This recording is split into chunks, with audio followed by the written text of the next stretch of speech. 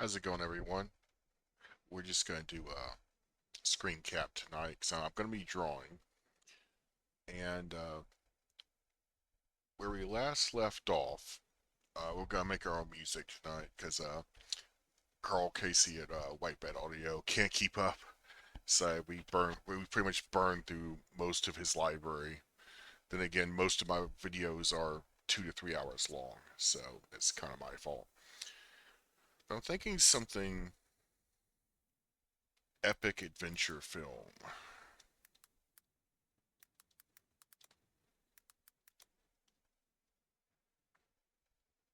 Don't score.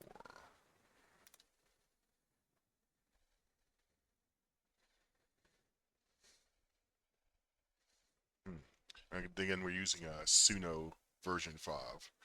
Not sponsored, just a fan. So I was thinking like knockoff John Williams Indiana Jones theme, kinda. Something of that nature. Let's start with this. Let's see what it gives us. It's not really a lot. See if it can read my mind. Most of the time I can't even read it myself.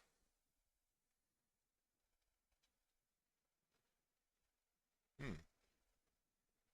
It's conjuring something up. Quest of the Unknown.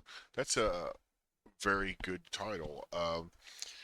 The land beyond Phasia is called Medicia, and Medicia in Etos means the unknown lands or the mysterious lands.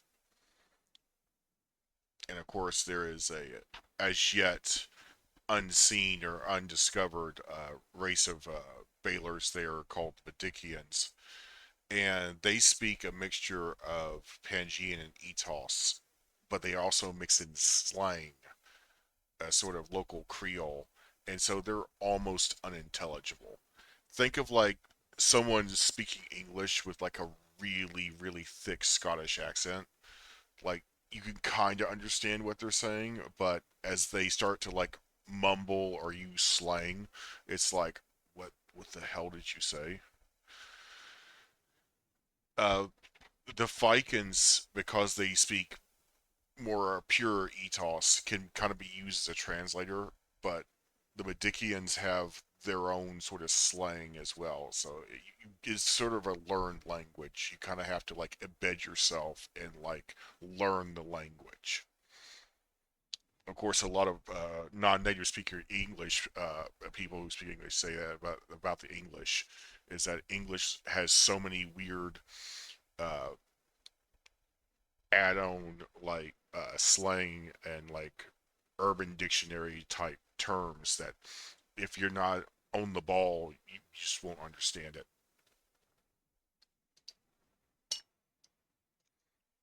If you hear a tink every once in a while, that's actually the steel lid of my Stanley uh, Stein. You can find for sale on Amazon.com. It literally is a Stein. That's just a flapper lid you're hearing. But if you hear that in the background, that's what that is. I'm drinking beer out of it. Beer tonight is Dos Equis, so that I could become the least interesting man in the world. All right, let's try this. What the hell would it become?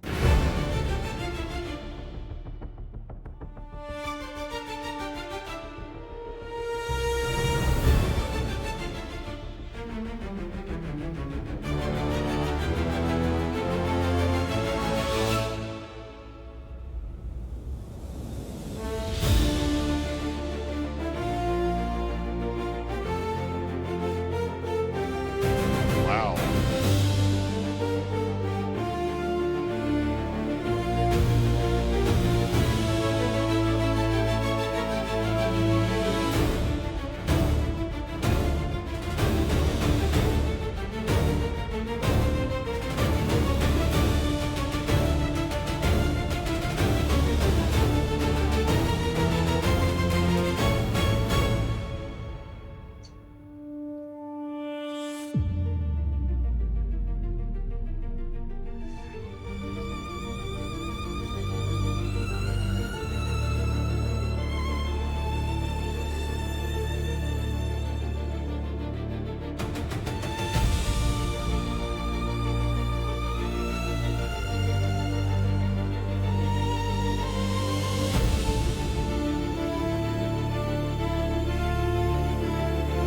Sorry, I'm so silent. I'm just so blown away.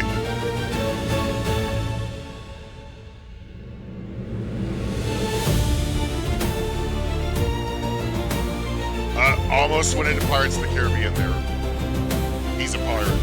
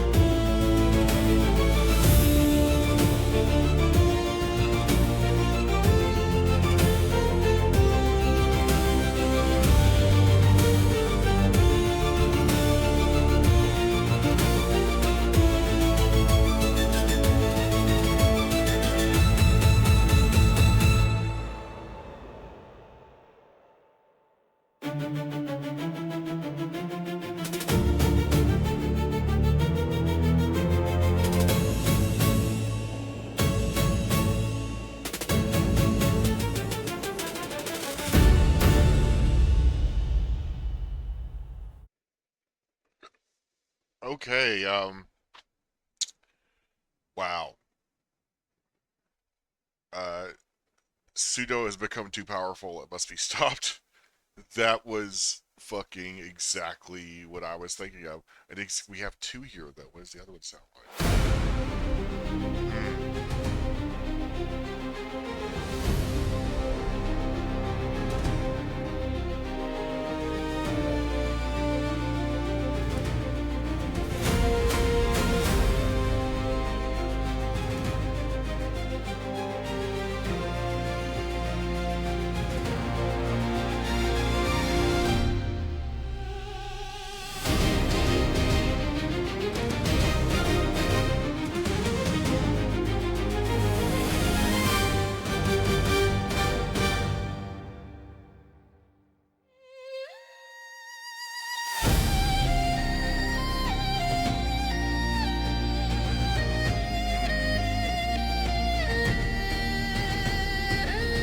I like the violin in this one. It makes it feel a little older. Like this is a quest to the unknown back in the day, which is fitting for what we're about to talk about.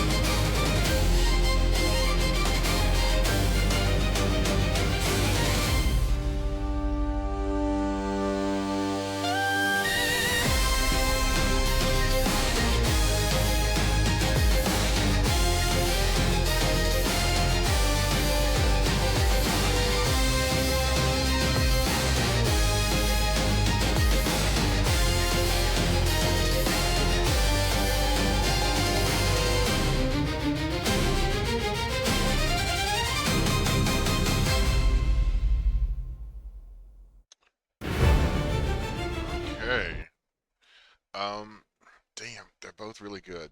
I do like the violin heavy aspect of this one. But I like the second one overall better, even though it's shorter. But of course, we're gonna be playing on loops. So it doesn't really matter. I'm gonna go with the first one.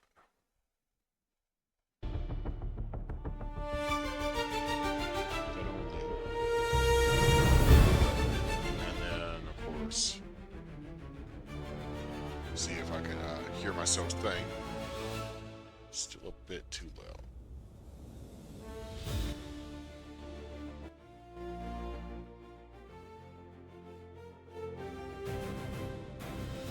Somewhere in there. Yeah, that sounds about right.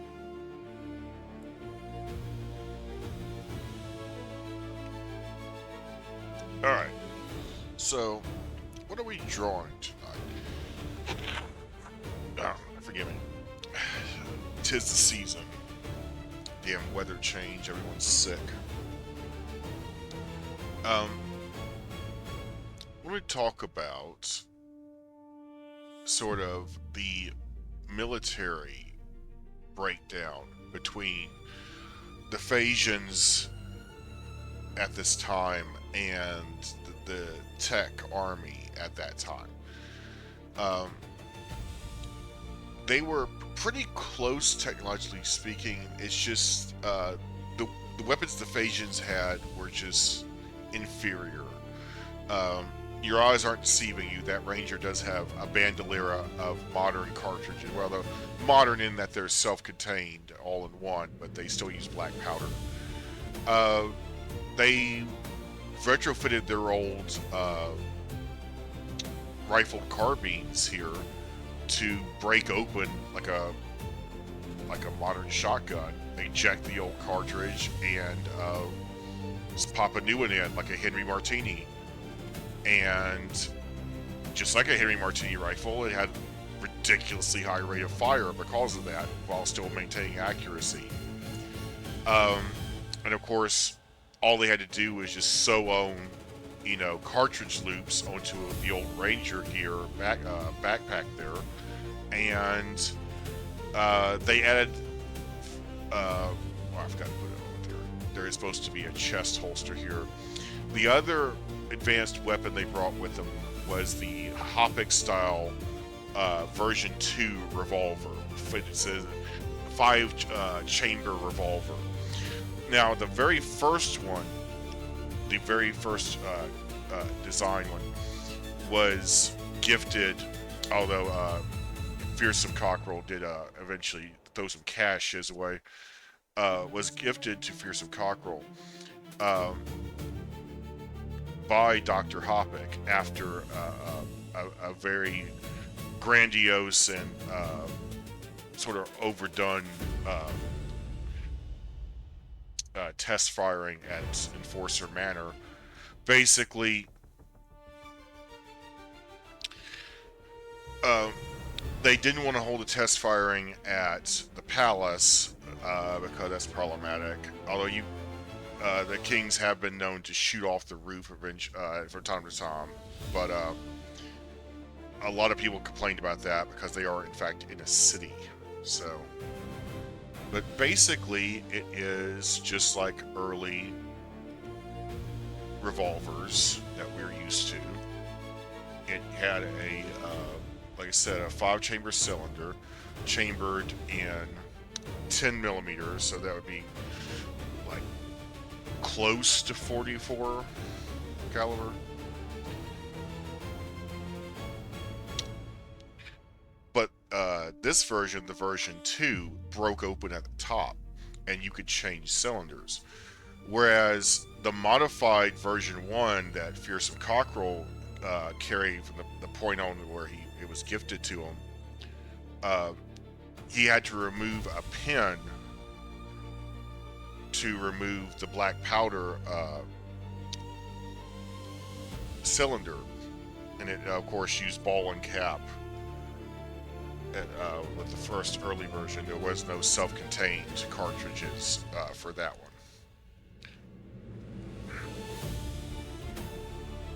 You see, they basically just added on. to the existing Army Ranger backpack, which there's nothing wrong with that. That backpack really didn't get replaced or changed until, sadly, the Tech Army stopped using ENACs. Because it's got everything you really need in there. It's got tools, it's got some ration cans, and the armor you're looking at is Kodopan, but with a more advanced composition. The glue used to press the individual layers of fabric together is much stronger. The steel backing of it is now tech steel. It's not like the Black Army era where it was like Troc canning steel. Like, this stuff would probably stop modern rifle rounds, or at the very least, like, slow it down enough that it wouldn't be particularly lethal. But of course, at the time, facing black powder guns, it pretty much made them invulnerable. And another thing they started adding these armored greaves when riding. And also, there's an armored chest plate made of the same material for the ENAC, because a lot of a-holes during the war would just shoot the ENAC. Because the Norks found tech ENACs to be horrifying in appearance. They're darkish gray, with the purple mane, and it's like, everything about it's like, it just screams tech. And they didn't even want them as war trophies. They would usually just shoot them in the field if they were captured. And of course, at this era, triarchal ENACs that were used for military use, that got discolored there, were branded with an inverted triangle, because this breed of ENAC became so popular in Usalices that you could mix up, a war mount with a civilian mount very easily. And of course, they still retain the Steel Hawk lasso for basically ride-by decapitations or dragging. They still have the sword. It took them a while to get rid of the Ranger sword.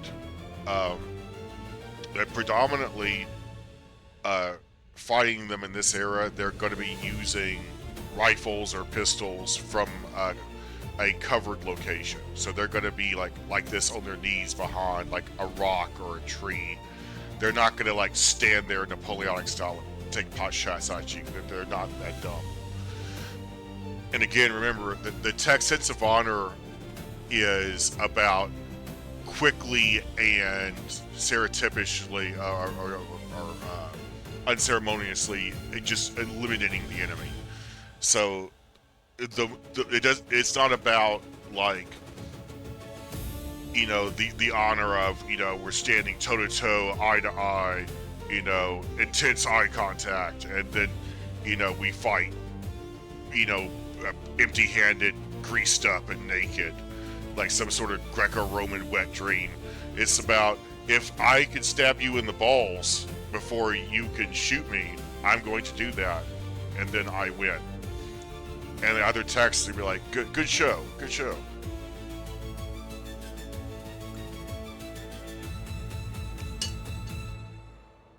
Again, rules of engagement for the texts are laughable. The only real rules of engagement that any Ranger has to deal with are these guys, REs. Now, the REs during this period got way more badass. It isn't necessarily the training. Their training didn't really change. Their equipment got way better. So, let's draw him.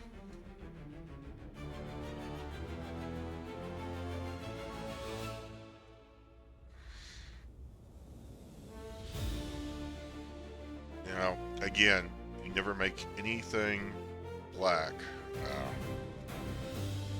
Where is it escaping? I see. Never make anything fully black.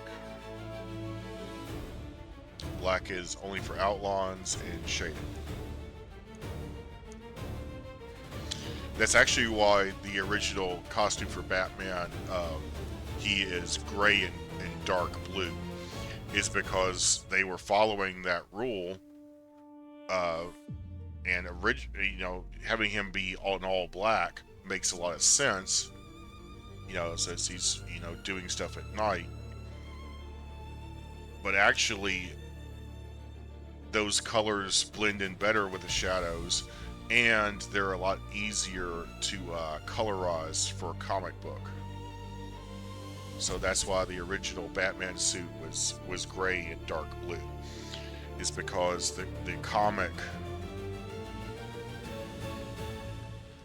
still had to be colorized, and that presented the problem if everything's black.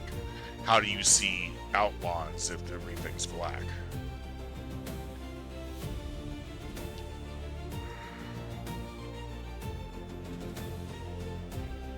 Now, again, REs are like plainclothes detectives. They don't have to wear the set gear that a regular Army Ranger does.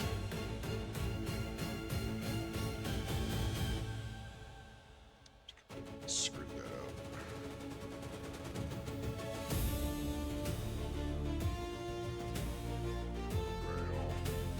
There we go. There we go. Get a nice.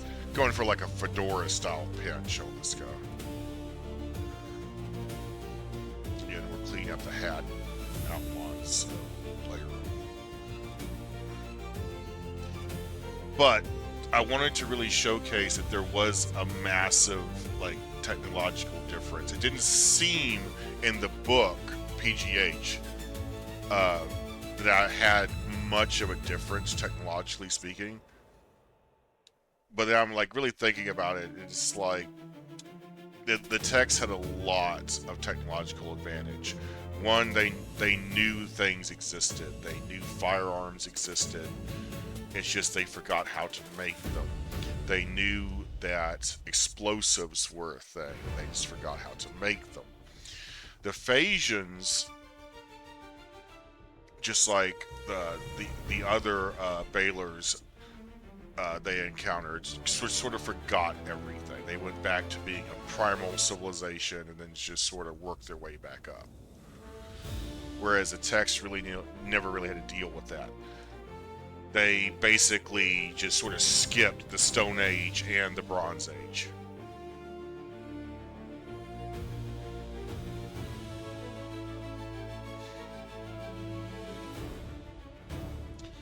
Now, Ranger Enforcers, as you know, are trained from childhood, essentially, to be assassins. Let's not pick any bones about that.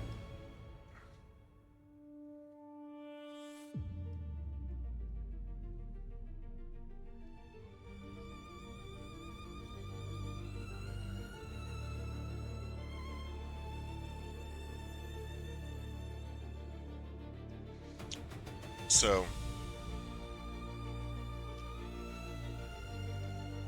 they are a very well-rounded asset. It is definitely someone you want to take with you if you don't know if you're going to have to fight your way out of somewhere.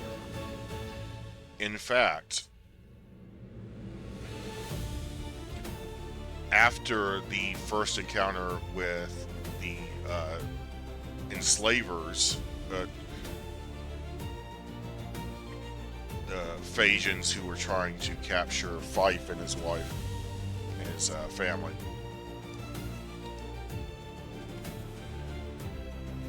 they had a real conundrum on their hand. Is like, what if we found out that the truck merchants have been captured and enslaved? Or worse yet, because they refuse to work, more than likely, we're just simply killed for refusing to obey. So, But even with that looming, this was not a military expedition. They weren't really expecting to have to fight the Phasians. They just were there to like just say, "Hey, what's going on?"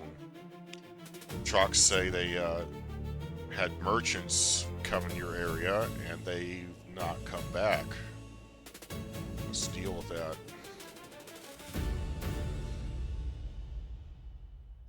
And basically just wanted some answers. But it became evident, like, the closer they got to the walled city and the more they interacted with the Phasians, is that they react very much like someone who's hiding something and someone who's very much guilty.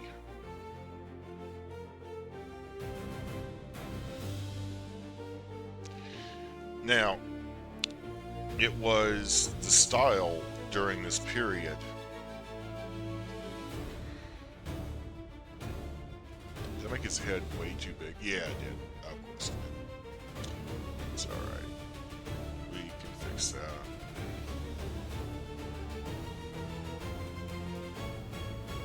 Yeah, that's a little more appropriate.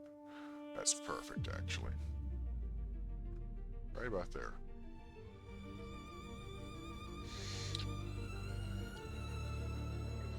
Now, I don't want to go into Phasia itself yet. We're going to save that for Sunday. I just wanted to go over, like, a quick military assessment between the two. Like, who, if we had to fight, like, who's going to win and who's capable of doing what. And even though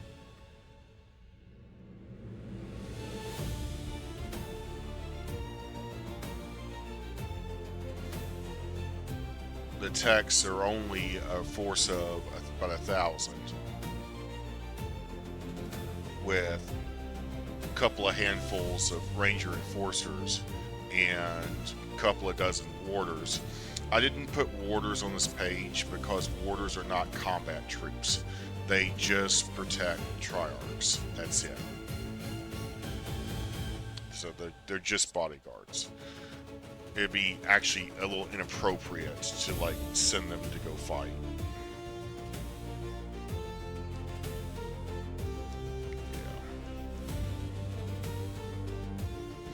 I'm gonna say during this time, styles of hats and clothing changed a little bit. Riding cloaks became a little more in fashion, and the REs really love that because it allows you to hide a bunch of concealed weapons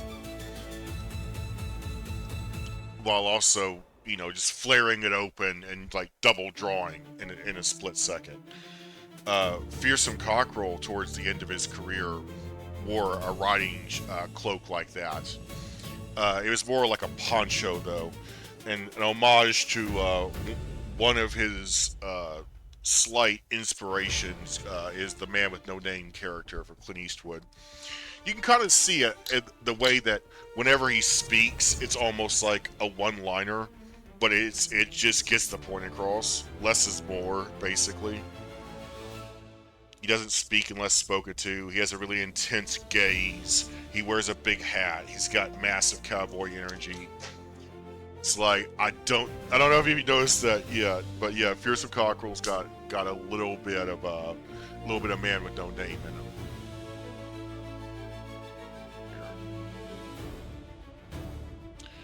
But the cowboy ninja energy of Ranger Enforcers is picked up by like almost every reader of Revenge of the Forsaken that I've talked to in person. One of the funniest assessments or descriptions, I should say, of the Trox and the Techs, and you just get from like the first couple of novels is it's Irish Hawkmen versus Ninja Cowboys, and I'm like, that is hilarious. It's kind of accurate as well.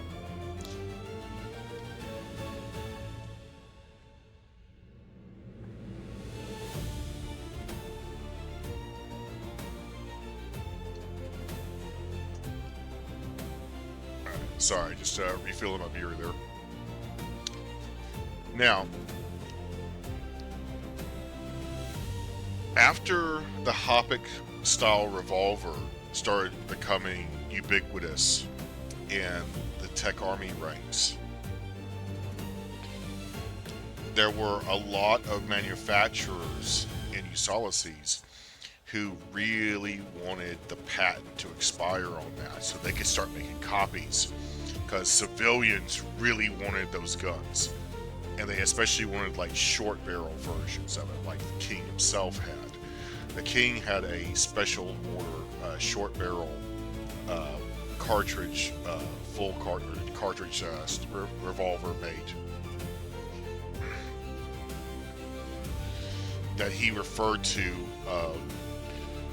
as Force, but he didn't name it Force. He did, sorry, in that it had the word Force engraved on it.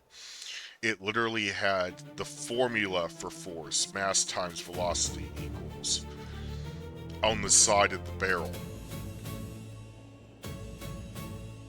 And allegedly, if he would execute you with that gun, he would always ask you that question, what is mass times velocity? And of course, most people who went to public school is like, oh, that's the calculation for force. And then he would shoot them and be like, correct. And of course, force is the one true authority.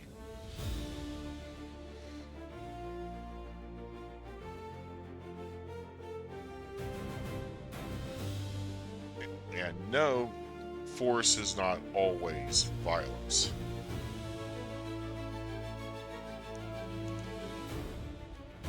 But violence is always force. Don't get those mixed up.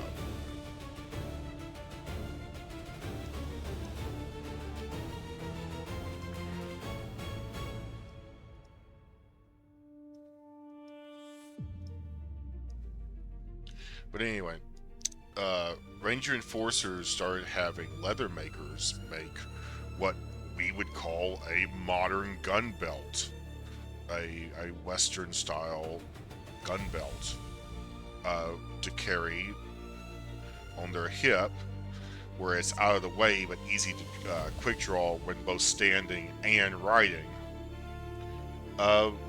These new revolvers that only they and members of the military had access to. And like I said, a lot of civilians really wanted that patent to expire. But the tech military does not let that happen until either someone's figured out a workaround, like in other words, there is a similar but different civilian model going around. They're like, okay, screw it, cat's out of the bag, just go ahead and release the patent. They also do that because they don't want truck manufacturers just making, illegitimate copies of them.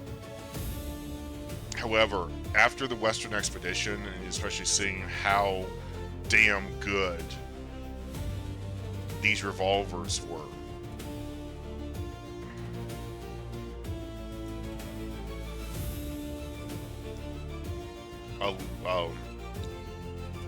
a lot of truck militia carried back examples of it as gifted to them by friends in the tech army who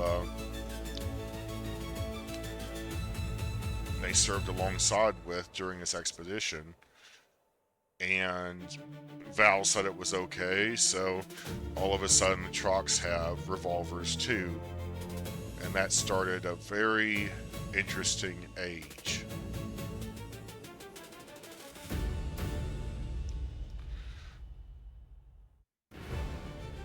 I have no idea what I'm trying to do with this guy's hand. I want him like gripping the handle, but he's just way... maybe I just need to move the gun a bit forward. I think that's the problem. Yeah. Because he's going to be having some proper finger discipline there on the... yeah, there we go. There we go. So he would, of course, have, a finger on one side so as not to be accidentally pulling the trigger when drawing it. Proper finger discipline, as it were, trigger discipline.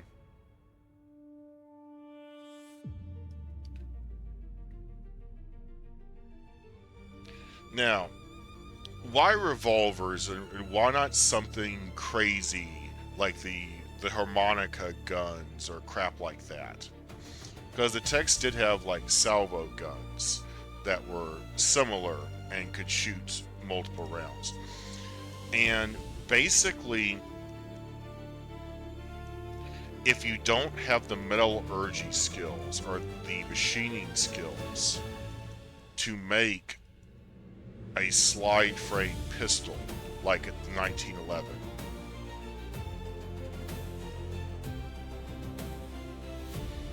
then a revolver is the next best thing, because it doesn't require as much machining, as crazy as that sounds. A lot of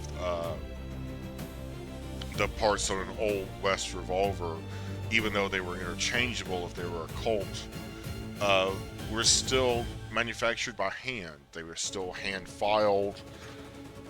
Sometimes they were drop forged and polished up, but for the most part, it was handmade.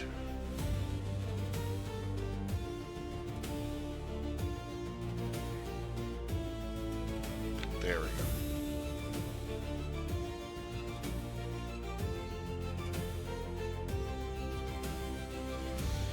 Now, again, I don't need to go over the lethality of Ranger Enforcers. It's like they're very good at unaliving things, and even though they're usually lightly armed, they will use weapons of opportunity.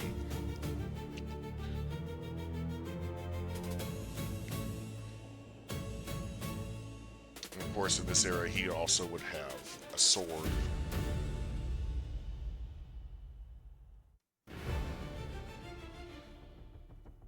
It would probably be a ranger sword, just like the Army Ranger over there.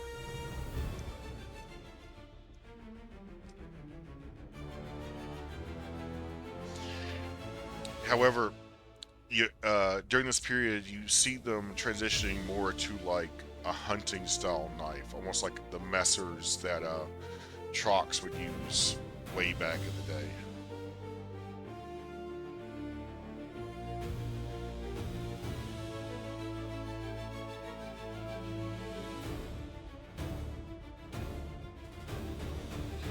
And that's because one, it's more concealable, and two, it doesn't scream I'm a Ranger Enforcer the same way like a sword does. It's like most people back then carried some sort of knife or dagger, so it wasn't unusual. But a sword, that's a symbol of authority. That's what knights have. That's what rangers have. You walk into a tavern in the Commonwealth with a sword on your hip and a gun. Everyone knows what you do for a living. But in this era, if you just had a gun visible and no sword, people might be just inclined to think that you're just a traveling gun for hire, mercenary, not necessarily on the hunt and a ranger enforcer.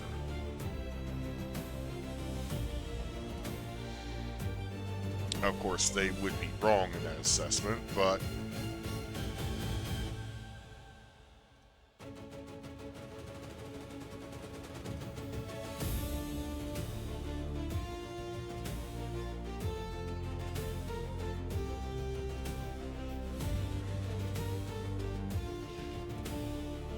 now, like I said, I'm not going to go into the story of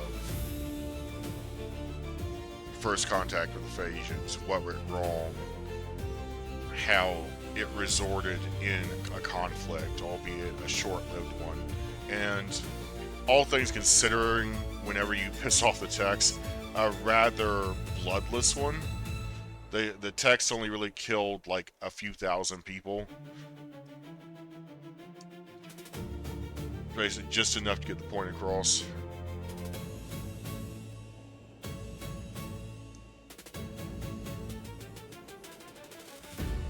Try to get those. Yeah.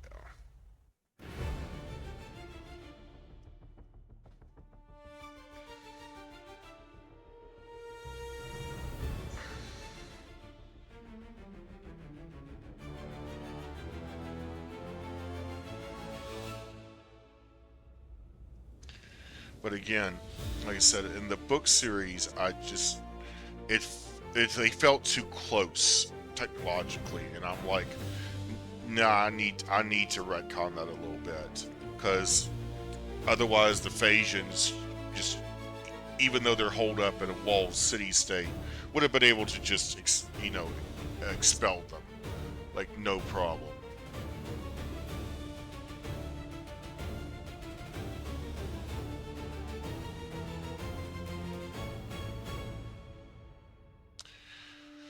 Another weakness the Phasians had is that although they can keep their civilians safe inside the wall, that's the whole point of the wall, is to keep people inside of it safe. A lot of the things they need for their technological infrastructure, especially like iron, salt, copper, it all comes from the mountain. Well, the Techs took that over. That's theirs now. So, and then also the fields immediately outside the walls, even though they were very much under the cover of the tower's artillery.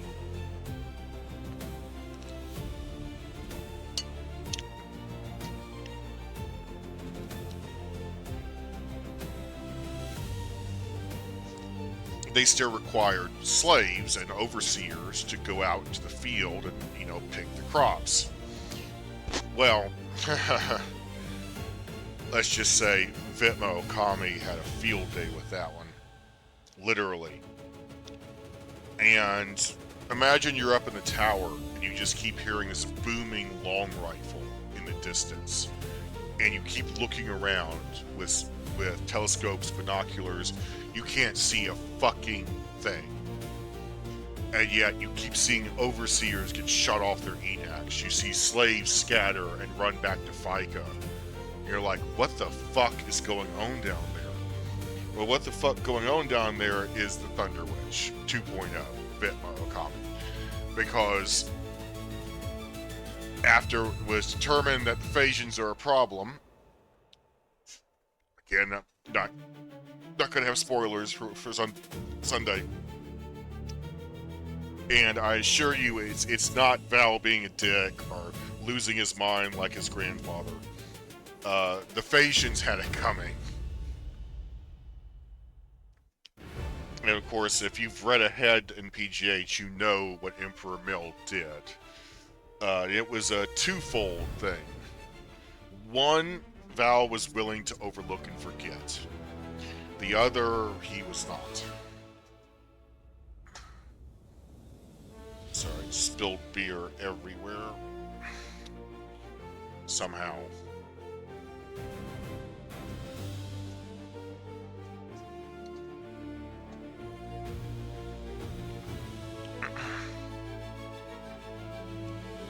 Now, Ranger enforcers during this time were known to wear a little bit of body armor. Not a lot, just a little.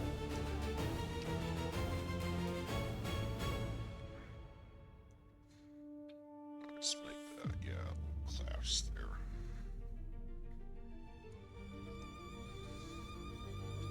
Now, sometimes they would wear it under their robes, but I want you to see it, so we're going to have this over his robes. It's basically like a modern plate carrier, just ye old, and they were kind of like coffin shaped, like this. to want to give you more freedom of movement. It would also cover all of the things, viral organs and whatnot.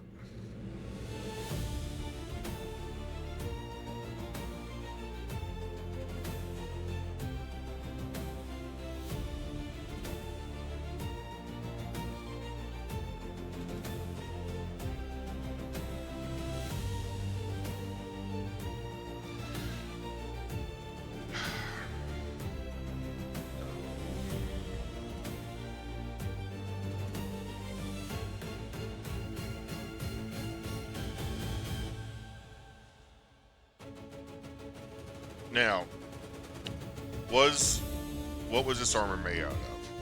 This armor was made again out of Kodopan, but a lot more steel. In fact, sometimes they literally would just use steel plates that were just thick enough to be relatively bulletproof.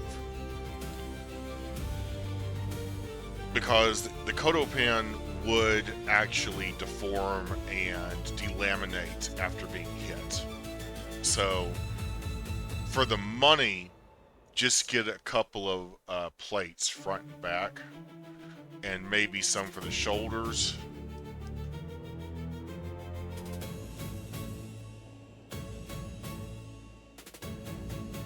And you should be good.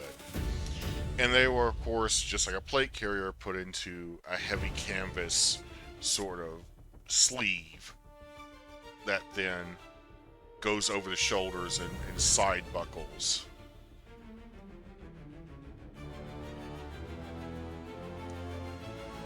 Again, very, very similar to like a modern plate carrier. Because, again, the modern plate carrier isn't designed to be like knight's armor. It's designed to get the bullet that would kill you instantly. So all of this, arms, head, neck, perfectly exposed. But that little bit of armor right there at center mass, statistically, is most likely to save your life. And like I said, sometimes they would have like arm pieces, like pauldrons on the side there. Sometimes they would mix this with some old school chainmail. It just depended on the application, like what they were going after. They're going after a Troc who's like known for being really stabby. They would probably just wear chainmail, because the likelihood of him, like, you know, whipping a gun out and shooting you is very low if he's known for preferring knives or swords.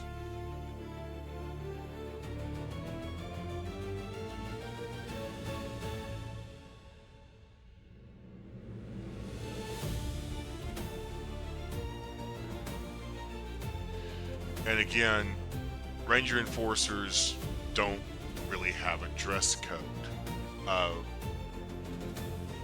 because they need to be able to blend in.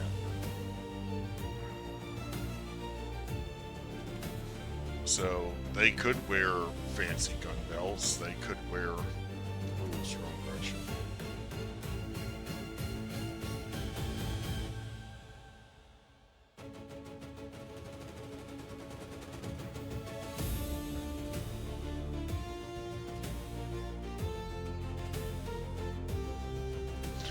Like I said, but the only people you would see these own in this period would be Ranger Enforcers, because they're the only ones who could really afford the gun, have access to it, and have a need for a gun belt for this type of weapon.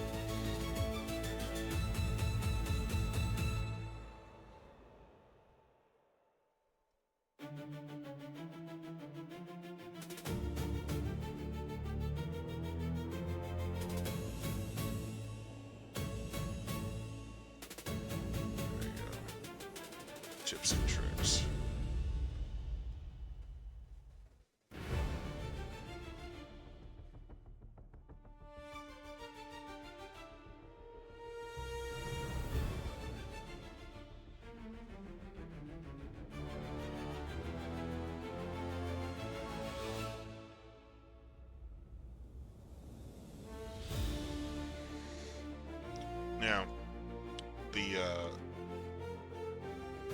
not only would the cartridge be brass coated, it would also have like a copper jacket, because they figured out a copper jacket is kind of something you need.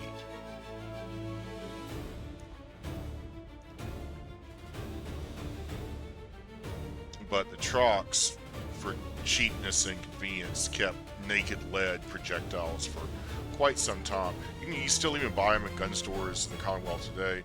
They're mainly just for target practice or shooting eeps or things of that nature. In other words, you're not using it for like self-defense or home defense, where it needs to not break up midair. It needs to actually,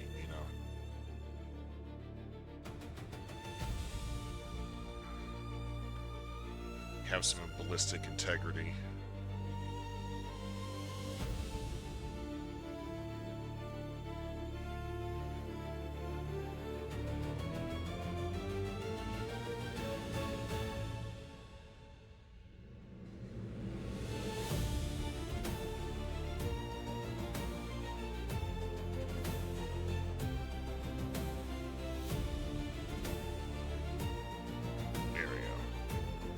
Again, the later you get in this period before the switch over to like more modern guns, the more cowboy ninja they become.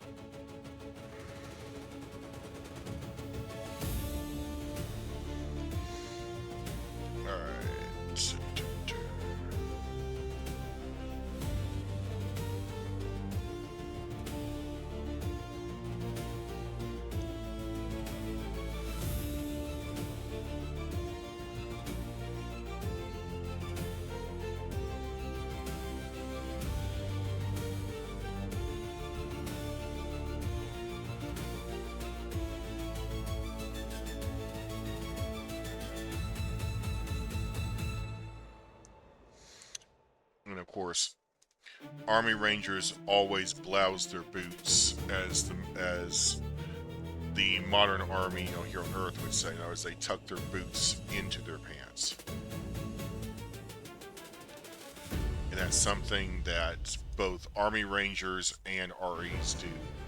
And it's more about protecting the pants, because the boots are tougher material. It's ENAC leather, but the riding pants are the same material as the robe, so it's just sort of just a heavy cotton.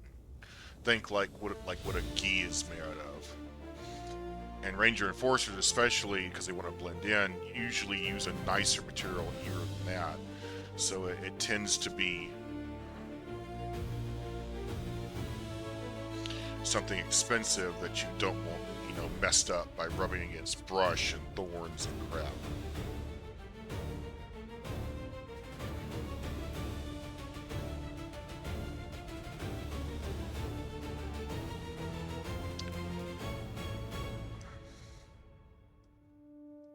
And of course, on a long ride, the blousing of the pants gives you sort of like a pantaloon effect, unfortunately.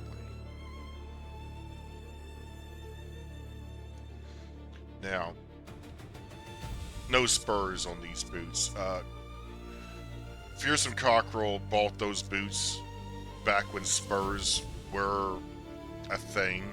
And of course, his spurs are up there, because if they were down here, it would stab the ENAC in the hand. They're also offset a little, so like looking front to back, X-ray view, it'd be canted inward, again, or outward, sorry, again, so it won't hurt because ENACs don't need spurs. They obey verbal commands. However, something that was in style at this time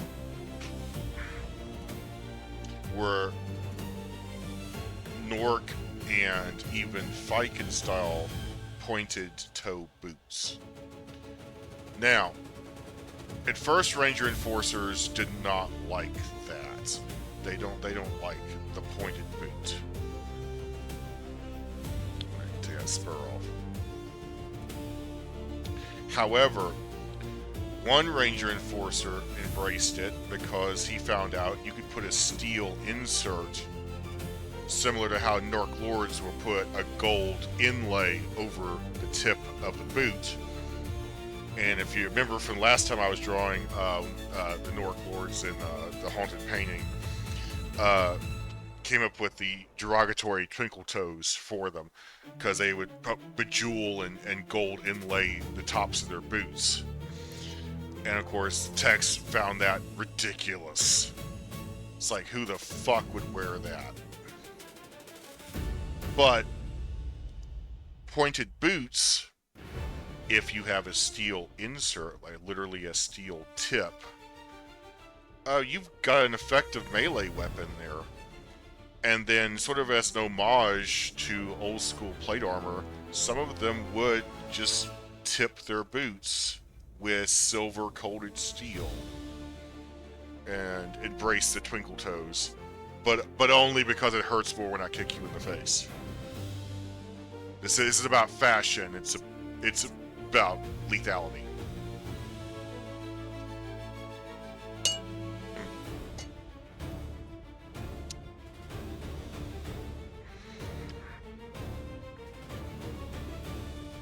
Again.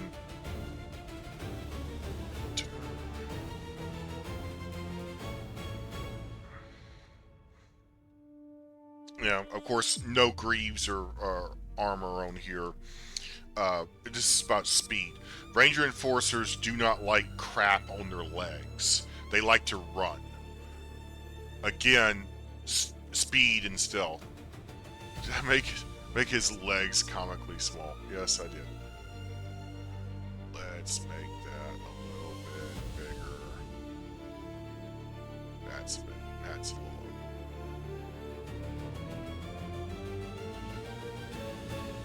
Yeah. That looks right. Keeping proportion when you're like zoomed in is really fucking hard. Because it always helps to because when you have a piece of paper, you can just lean back and look at big picture. And you're like, oh wait, that's not gonna look right.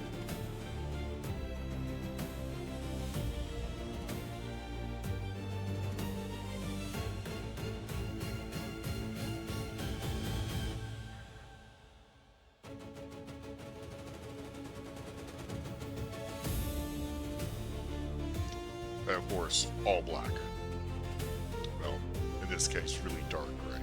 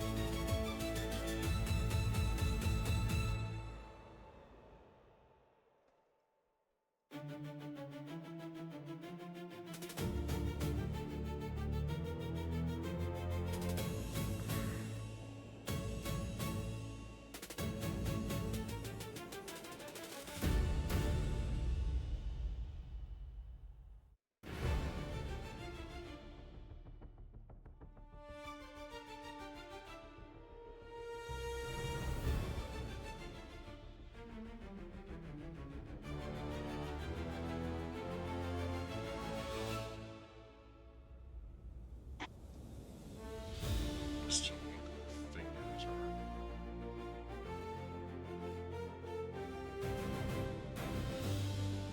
Yeah, it's a little better.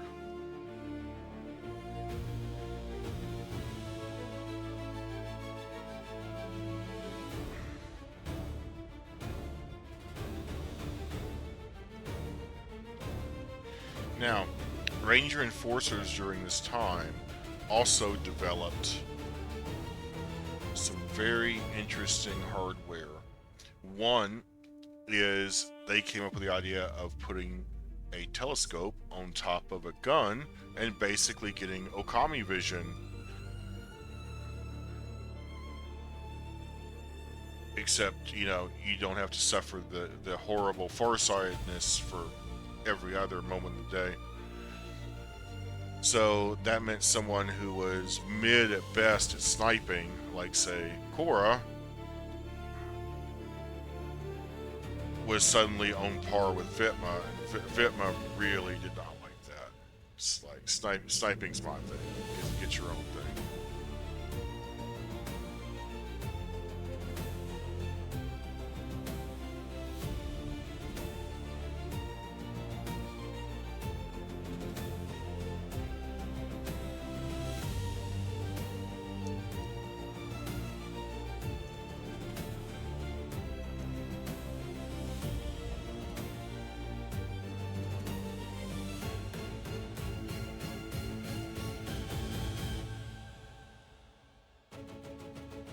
Now, as I've briefly mentioned before,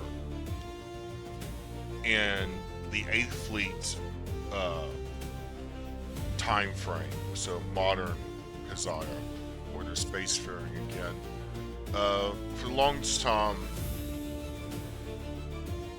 Ranger Enforcers kind of became sort of an anachronism.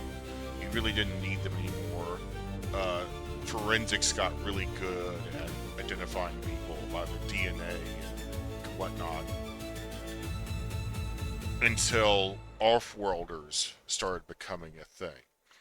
And of course, just like the Trox back in the day, they would act a fool in Ulysses, and just like back in the day, they can swear on their own recognizance to come back on their life and honor, because that's never changed.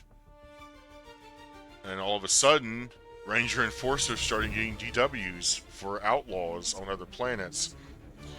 And the text foresaw this, and so there is what's known as law enforcement reciprocity in every uh, co-defense treaty that an alliance member, Panjian alliance member, has to sign. And basically, it allows the text to come hunt outlaws on your planet, whether you like it or not.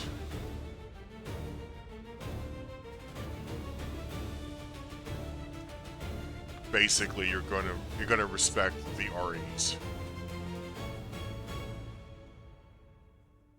Now, some planets like Hoja, like really like Ranger Enforcers, because they don't like the idea of their citizens like committing crimes and thinking like they can come back to their home world and just get away with it. Like, no, no.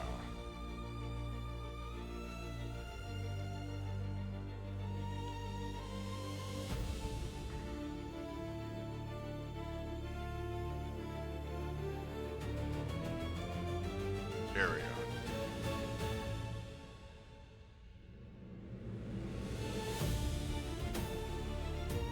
It's got a fingernail there. A talon is what they refer to it as. There we go. So you got Tech Army Rangers, just regular boys in green. Then you got the REs, which are cross-trained in evasion, camouflage, espionage, assassination.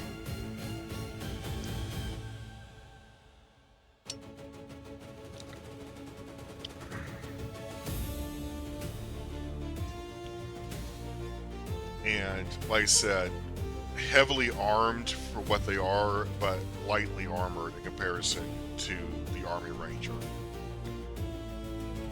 However, they're very, very fast. Now, they brought some friends along. It's like that's so Nighthawks.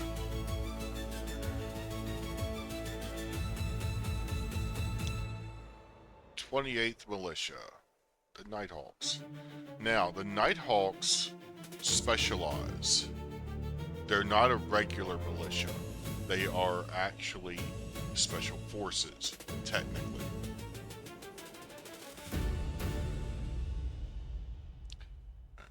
It's 24.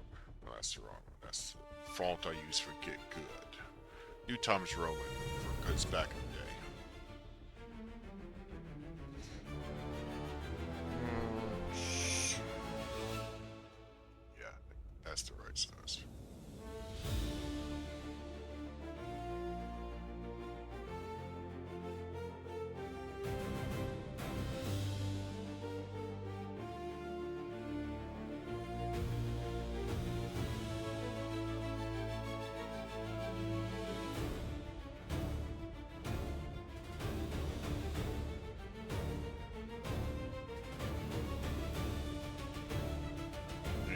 gonna get this guy last.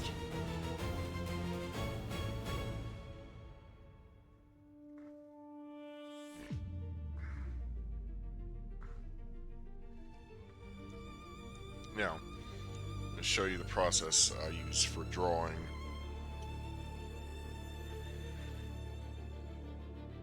Basically, I go really thick to make an outline. So, legs.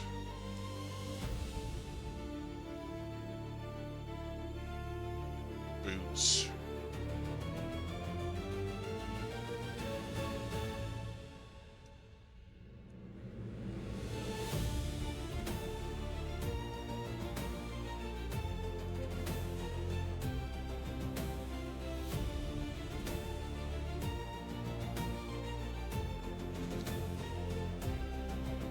Now, I mentioned a weapon that they carry. It's more of a utility tool.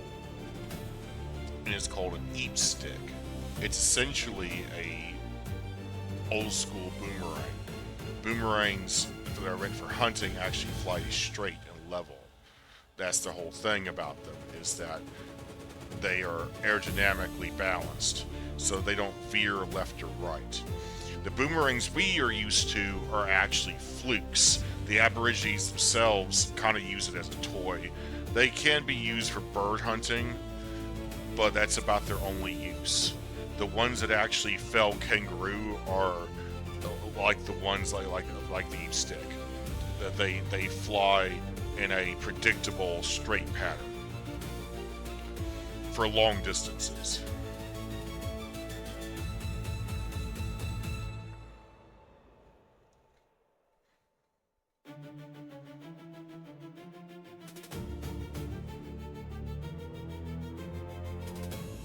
Let's see.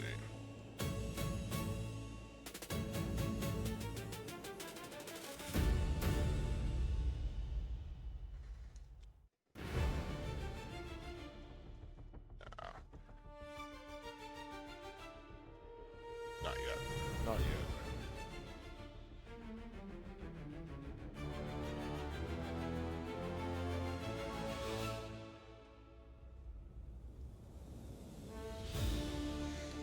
But an eat stick,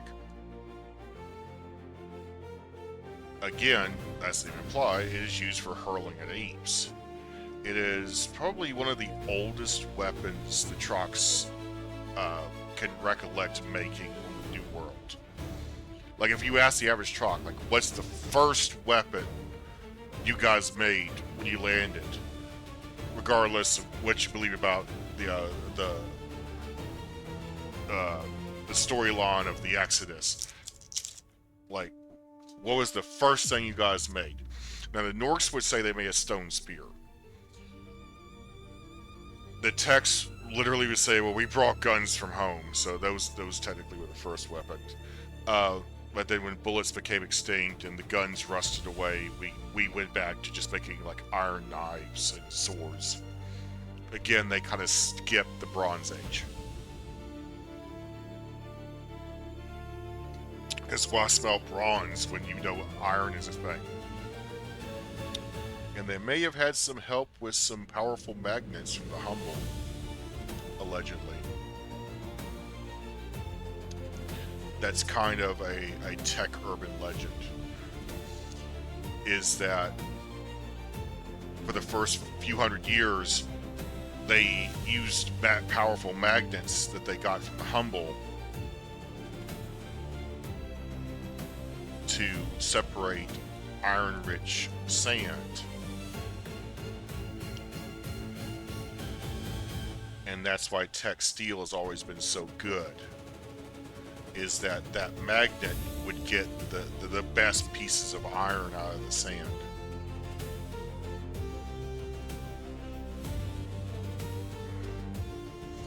But again, no one can really find, like, these magnets. They would have long since lost their charge or their magnetism, because it only lasts about 400 to 500 years.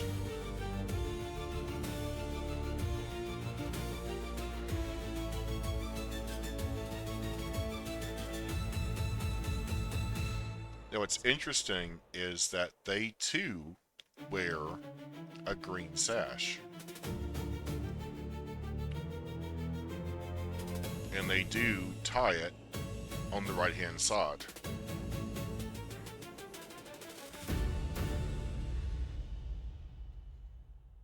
And no one really knows why they do that. Because it's very much a tech thing. And even they themselves are like, well, it's just it makes us different, basically. Alright, here's where you see similarities to Veto's jacket. It has leather collar. Oh, this isn't leather. This is more like it's not a burlap. What would you call that? Like a good stiff. Similar to what Core's riding jacket's made of. In fact, it has a similar pattern to it.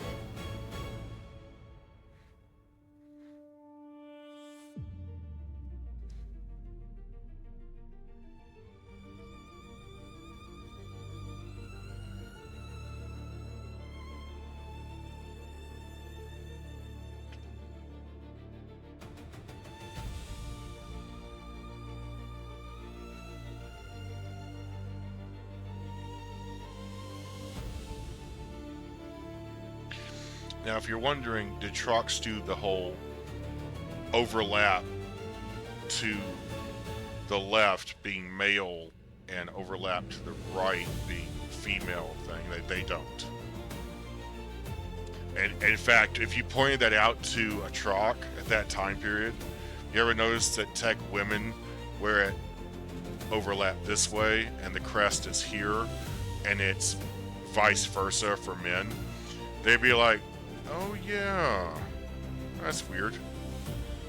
It's like something that you see every day, but it's like you don't really process it until someone points it out.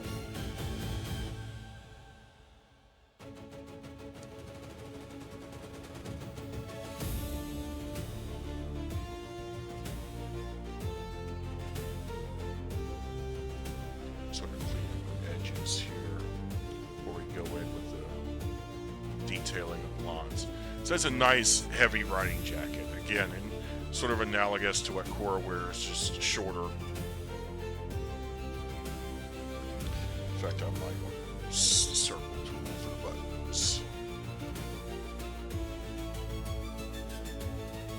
Now, what's important here to point out is they do not use shiny military style buttons. They use simple wooden buttons. Now, why is that? That is because they can carve them in field and replace them if necessary. So this jacket isn't in any way ceremonial. It's totally functional.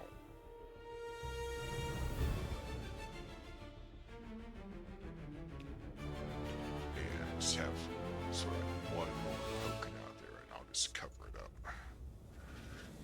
Only one row of buttons, because again, you don't need the second row. That would be ceremonial. That would be an affectation. They don't need that shit.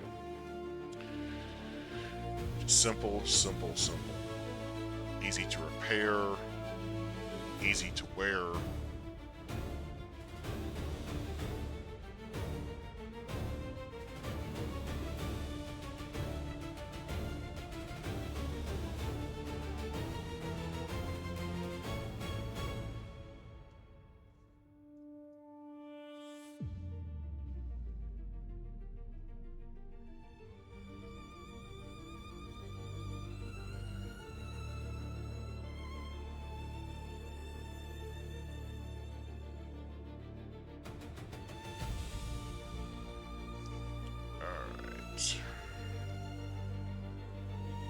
Now, we have to do that glorious fucking hat of theirs.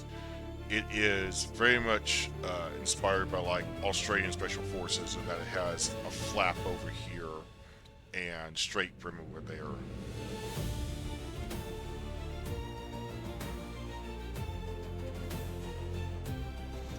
and usually has,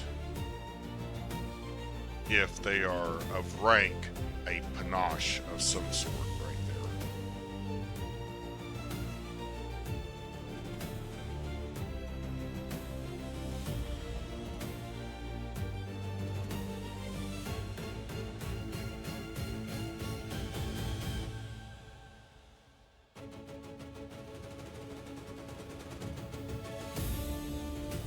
Now you see this same style of hat worn even today by Drake Dano, the second gen Super, who was both a Nighthawk and then transferred to the Tech Army Rangers.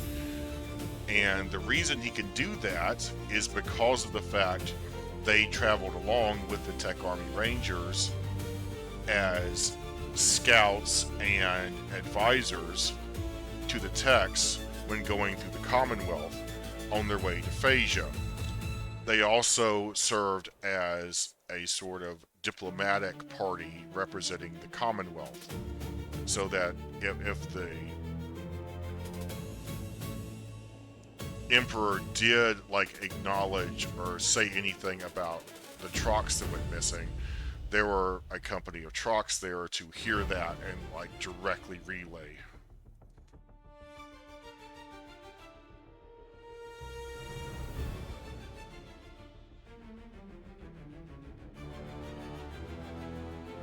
Not that they wouldn't trust the text to relay the information, it's just, you know,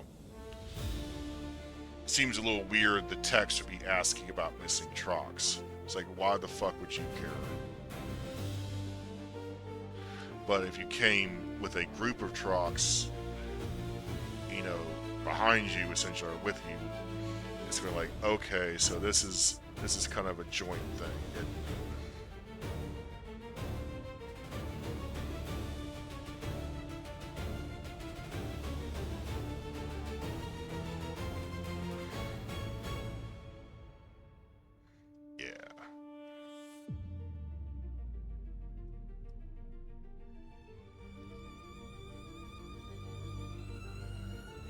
And again, this hat is very, very recognizable. Again, to us, it seems very Australian. In Trot culture, this is like a Green Beret. This is like, oh shit. Like, you guys are the best of the best. Because again, they were able to keep up with the Tech Army Rangers, so much so that they are now honored by the Army Rangers, and you can freely join their ranks, sort of float over, which essentially is saying you're equal to us, basically. It's like, we don't need to train you.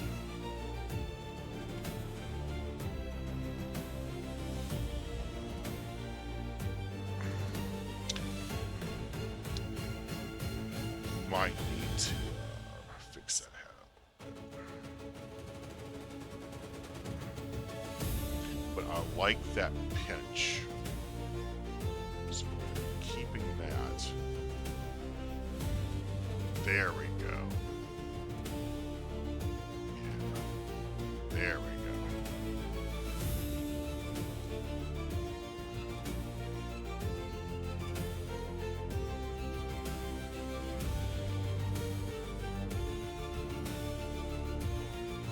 Now, the Nighthawks specialize in camouflage and, as the name implies, night operations. They are very good at infiltrating.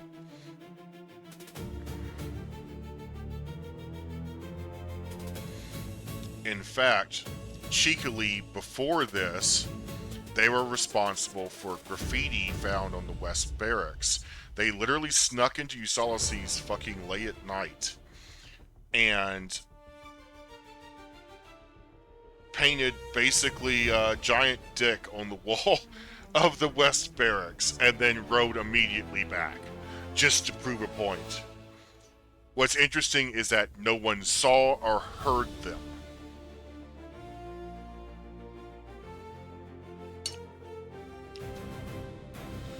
And the reason they knew it was the Nighthawks is because they put M28 at the end of the dick, or on the dick, the shaft of the dick itself, which means Militia 28, which is registered as the Nighthawks. And the Tech Army is like, who are these assholes? And the Commonwealth is basically just laughed their ass off. It's like, yeah, we got some guys, we got our own ninjas too. Don't worry about it. Now, some people saw that as retaliation for like the Harvest Day Festival. Really, they were just flexing. Basically, it's saying it's like you guys do not have a monopoly on stealth.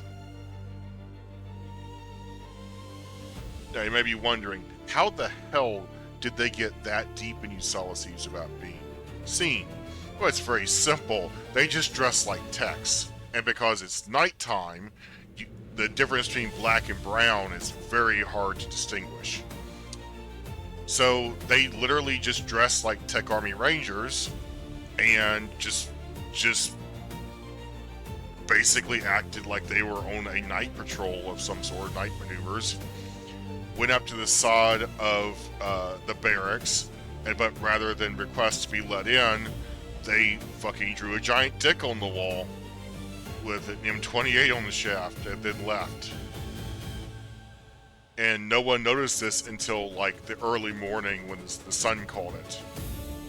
And then they were like, what the fuck?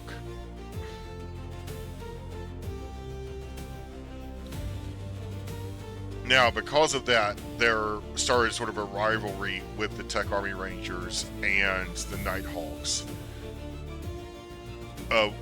One that really hasn't gotten any better over time. They both think they're hot shit.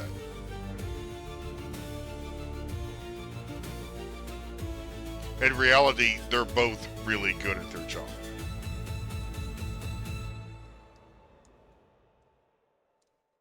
However, the Nighthawks do have a very distinct sense of humor, as you can probably tell.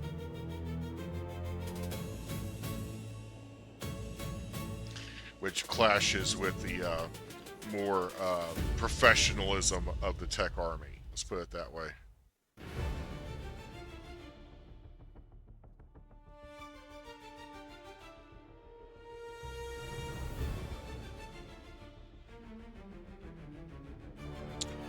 Alright, I'll be drawing Captain Nectar here. As he's mentioned before, almost always drunk, but still the most functional fucking alcoholic you will ever meet. Like, even drunk off his ass, he still could, like, sword fight and keep up with, like, Tech Army Rangers.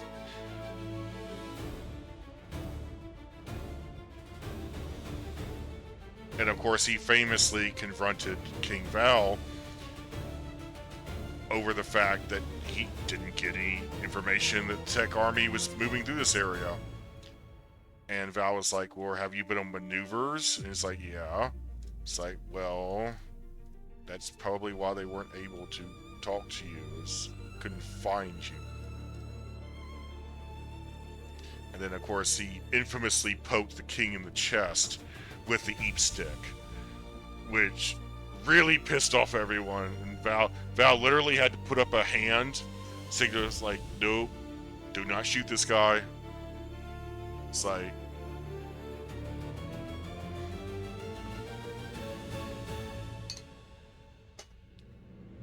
because of course, if you lay a hand on a Triarch, you're a dead man. It's that simple. But Val had a sense of humor, and he obviously, he was being very, very respectful, basically. It's like, I realize I'm, like, essentially trespassing. Making this guy look way too much like Venom. Again, a lot of trucks were, like, really inbred at this time, so they kind of all look similar. Give them a slightly different nose.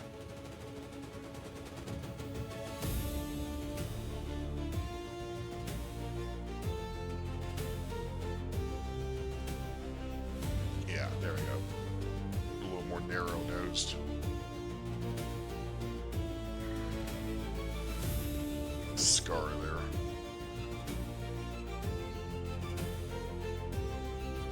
Now, Captain Ictor was a duelist before this, and he actually was brought to the palace and trained with Galen II. And that was one of the first things he asked Val is, "How's your old man? It's been a while since I've been at the palace to spar with him." And Val was completely taken aback. It's like fucking what? One, you've been at the palace, and two, you sparred with my fathers. And he's like, yeah, Voss would bring in all sorts of trot duelists to spar with his son, Galen II. It's like, I've sparred with him many times. Because Voss wanted a direct training straight, basically, from the horse's mouth. And trot duelists don't care as long as the money's good. So...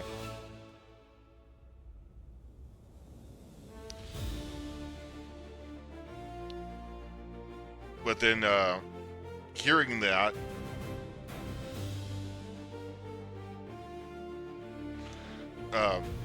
hearing that Galen II had taken ill recently, he essentially has lung cancer. Years and years of smoking that pipe and cigars on top of that, unfortunately. Again, in an alternate timeline, he's killed by the Ranger Torgus Wraith, which that's really cool and all, but you know, good soldiers don't die, they fade away. And the cancer basically killed him one day at a time.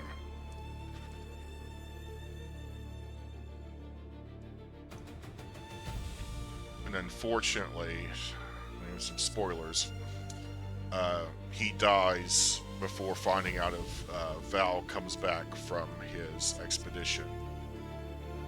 And Val always regretted basically not being home for his father's passing. Not that he could really do anything other than just grieve. But Galen II wouldn't have wanted that, though. He loves his son's curiosity and wanting to, you know, go out and do things. Because before, when he was younger, he was a hermit. He didn't go out and do shit. He was always in the palace. So when he heard that Val was having scientific forums and inviting scientists to the palace, sort of like a Shark Tank, and investing in new technology, one, he thought, wow, that's a really fucking good idea. But also the fact, my son is meeting people and like doing social stuff. It's like he never did that when he was younger.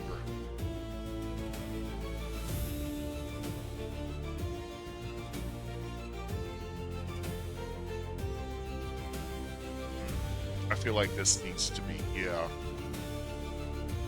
And then, yeah, sort of like that. There we go. I think that makes a little more sense. Otherwise, that means that this is, when folded out, would be like out to here. And it's way too big.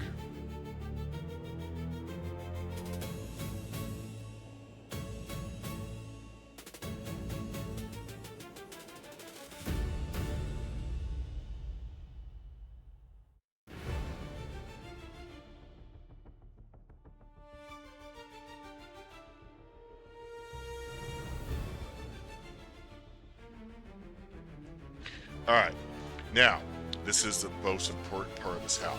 This is what makes it different than the Australia half lap, or the Rough Rider half lap, depending on how you want to look at it.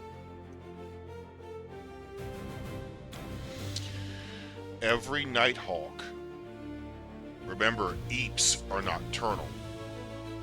They must go into the woods and kill an Eep with their bare fucking hands and bring back the middle claw of the rider left rear foot, because that's the largest and the sharpest. That's the one they dig into you and anchor themselves so they can bite into you and tear into you with the other arms. And you must bring back that claw, present it to the captain, and then you will go from being a recruit with a flat brim to the half flap secured by that E-claw. And that is how you become a full member of the Nighthawks. Yes, they are that fucking badass. And again, it just doesn't seem to. And if you're wondering, do they still do that? Yes, they fucking do. That is the requirement. You must be fast enough, stealthy enough, lethal enough to find and kill the best nocturnal predator on this planet and bring back its largest claw as proof that you have done so. Now, have there been a-holes who like just found a dead eat and like stole the claw? Yes, but we very quickly find out they don't have the skills to pay the bills because they didn't do what's necessary to prove themselves. Yeah, that's the problem. It's twisted. Almost wish I have the real life hat in front of me because I could just turn it the direction I'm thinking of.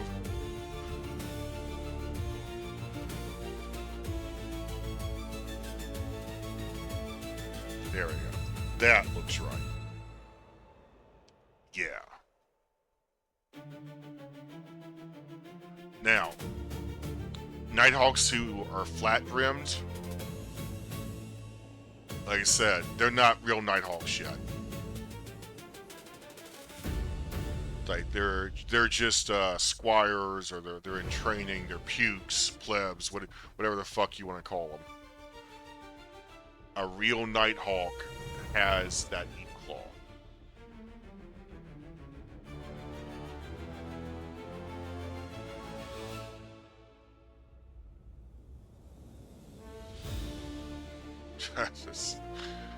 It's wonky.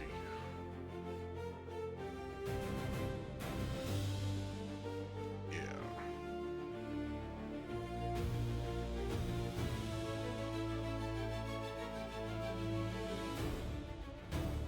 There we go. Yeah. Very intense eyes.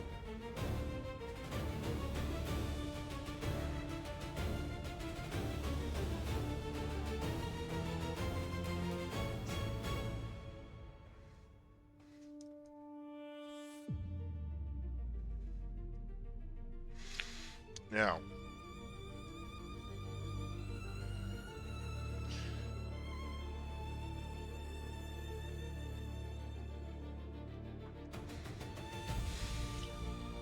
Captain Ictor here always had a weird obsession with Cora Hinchild, who was present, of course, during this expedition. Sorry, this exhibition. What are we showing?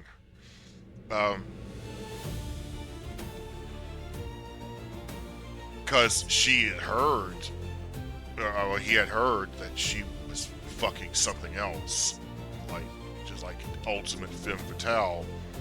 But he believed that 20 years of house arrest made her soft, basically,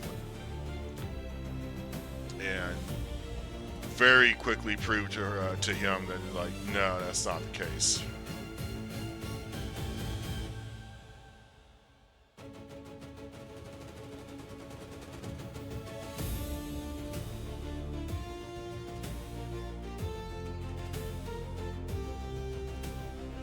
There we go.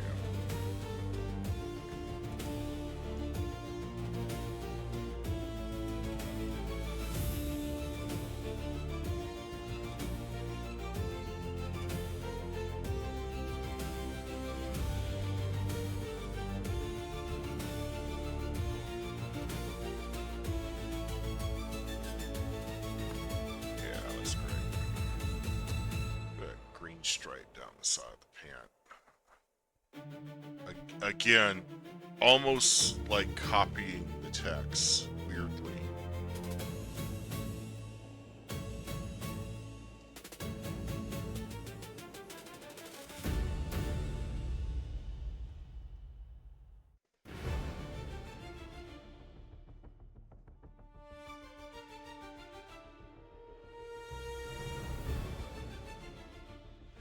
Then again, if you're going to copy off someone's homework, militarily speaking, those are the people to do it.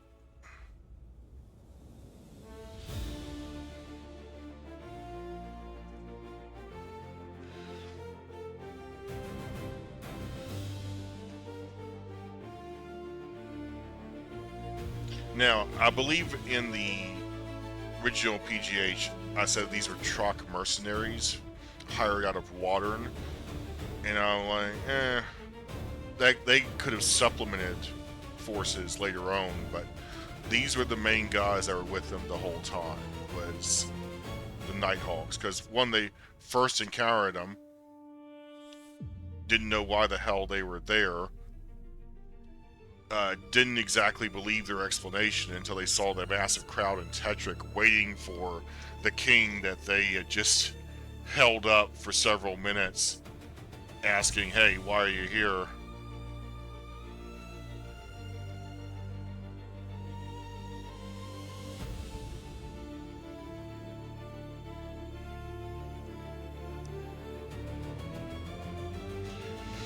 Then again, it is slow moving when trying to move a Triarch. So, like I said, on a chessboard, a king only moves one space at a time.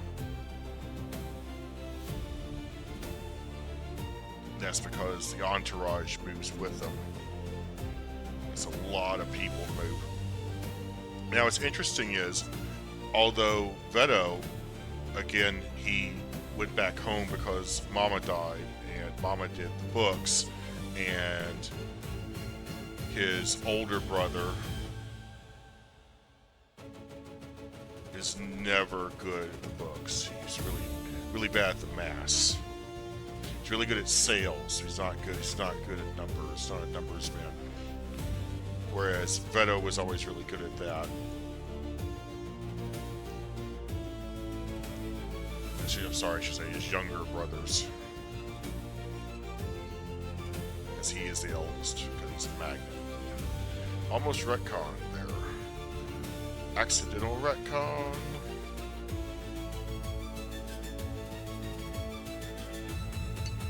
But basically, yeah, Mama did the books for the company. Bon Veto is, of course, the face, the figurehead, the man, the myth, the legend. He is Willy Wonka, basically. It's like he does PR, sales, marketing strategy, and of course the hiring and firing, because it is his company. But like I said, after Mama died, he had to go back and help square away the business. Of course, Fearsome Cockerel became his Fearsome Magistry Cockerel, took over Vola's job. But he decided not to join the entourage, and Val was very dismayed at that. It's like, don't you want to go visit Veto, even if it's like, for a day? But Cockerel, almost predictably knew this was going to end in some sort of conflict, and Cora warned him not to go because she had a premonition that he would die in battle, and she would very much prefer that her daughter's granddad would continue living for quite some time, even though, as we know, Texan seek that honorable death in combat. But then again, Cockerel now has a family. Not that Veto doesn't either, it's just he's got prior family and prior obligations, whereas Cockerel was an orphan, so his family is the job, basically. And of course, Cora was fully grown and had her own child by the end, so it wasn't like Veto abandoned them or anything. And of course, he would visit quite often.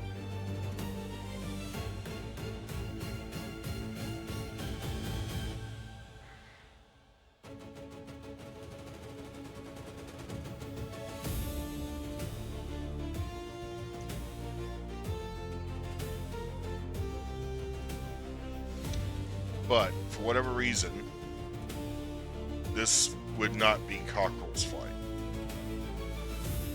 This was all on the generation of Ranger enforcers that grew up with Val, went to school with Val.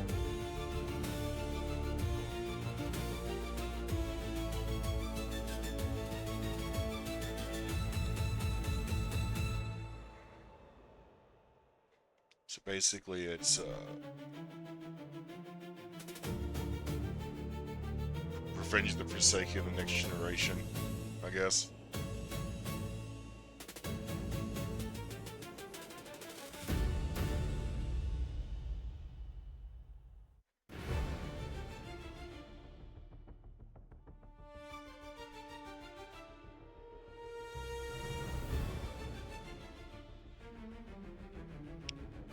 But like I said, the Nighthawks have always been very respected by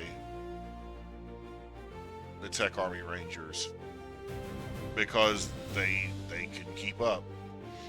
Other militias are pretty good in Commonwealth, but the problem is they really don't get the opportunity to prove anything. This was the first time that any Troc militia like went along with the Tech military to do something. First, it was the Pirates of Water, which Val very easily and handily fucking got rid of those assholes. Basically by just giving the Trocs a ship capable of fighting back.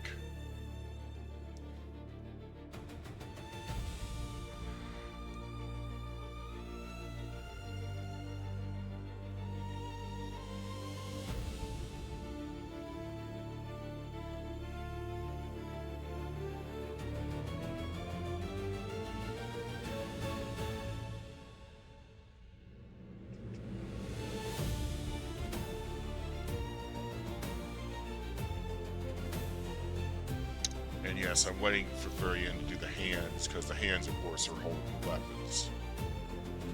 But before that, we need to do, now that we're done with the body, we need to do some armor.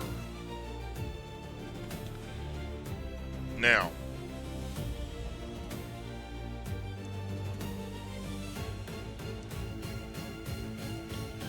you may be wondering, where did Veto get the idea for chainmail underneath a leather jacket? It's from these guys. Because underneath this jacket, in certain locations, wow, it's terrible.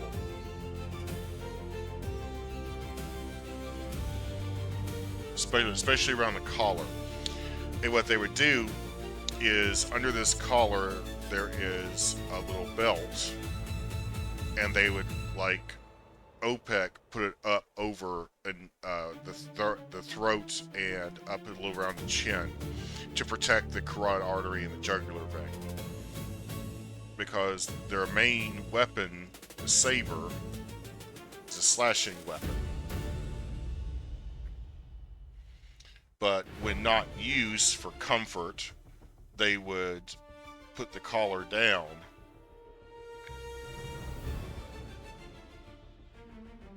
Now, in the heat of summer, they would take the jacket off and they would have a separate, like, neck and shoulder piece that would cover halfway down the arms, under the armpits, and go down to basically sort of the midriff area, like right there.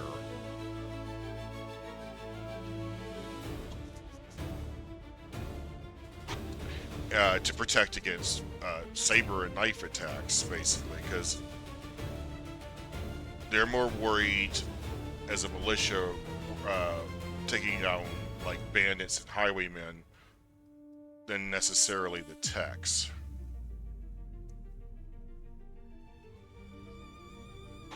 And if you're wondering, under this coat, they got chainmail to right about here, and then down to right about there. So it's not a complete chainmail tunic.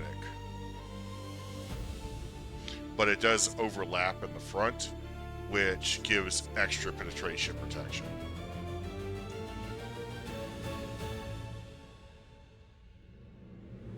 But after this engagement with the tech military, some of them started you wearing the plate carrier style of the REs here on top of the chainmail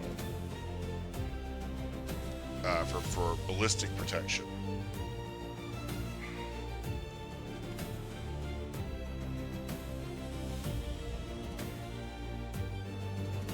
Now, the saber they used, very reminiscent to a cavalry saber. Wow.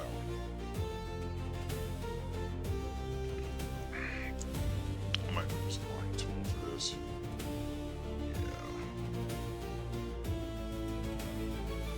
Yeah. Wrong direction.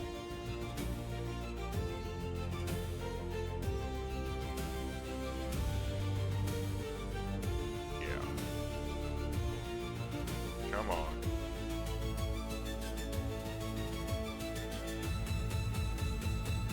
That's it, right there.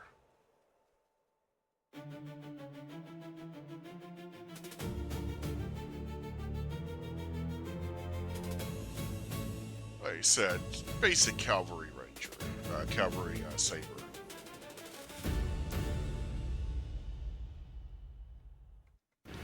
Got to a point right there. Because again, they're expecting to fight on Enac back, charging, and unfortunately, if it happens to happen, they will be fighting the techs.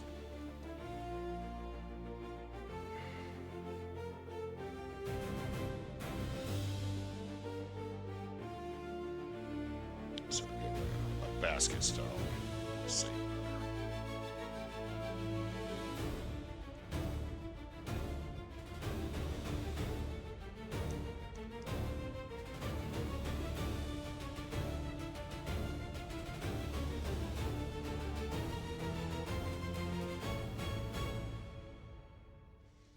But of course, sabers aren't very good against plate armor. But that's what their other weapon is for.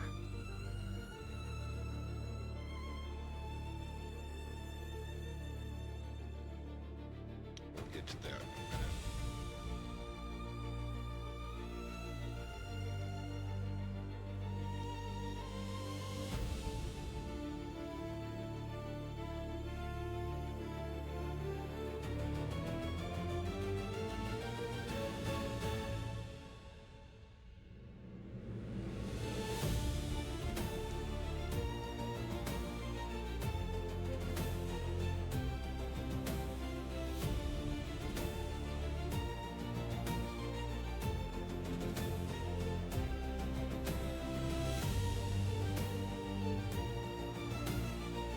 Gotten a lot better hands recently.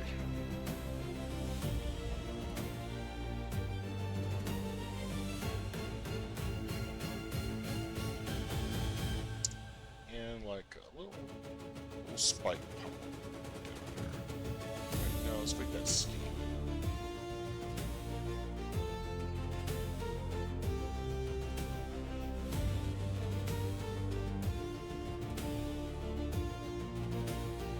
Fuller.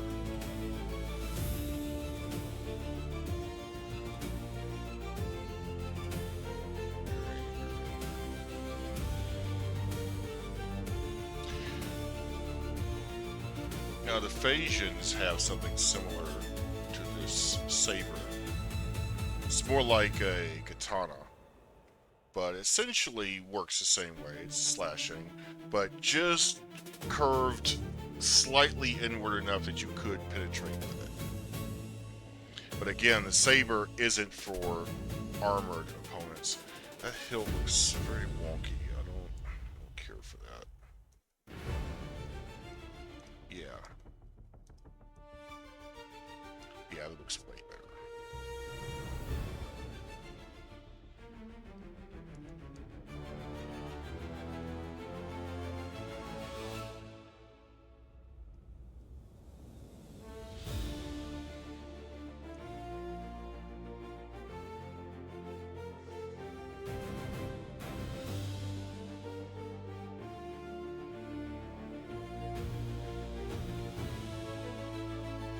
Now,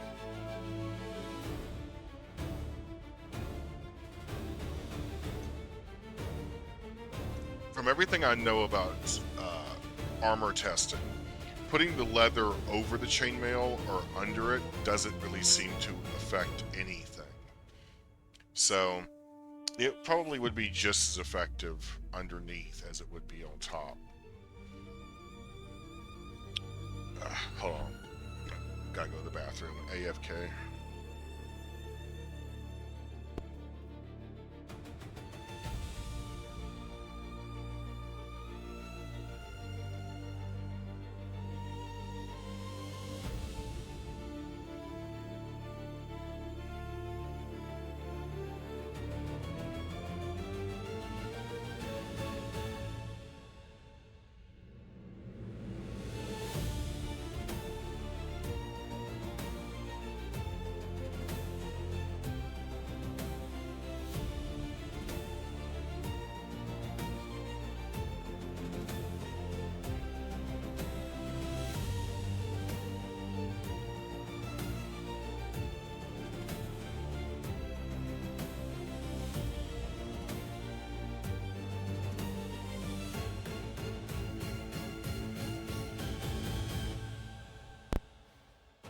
Alright, I'm back.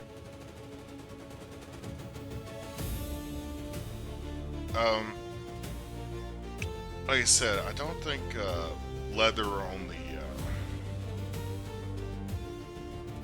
over the mail is going to make much of a difference.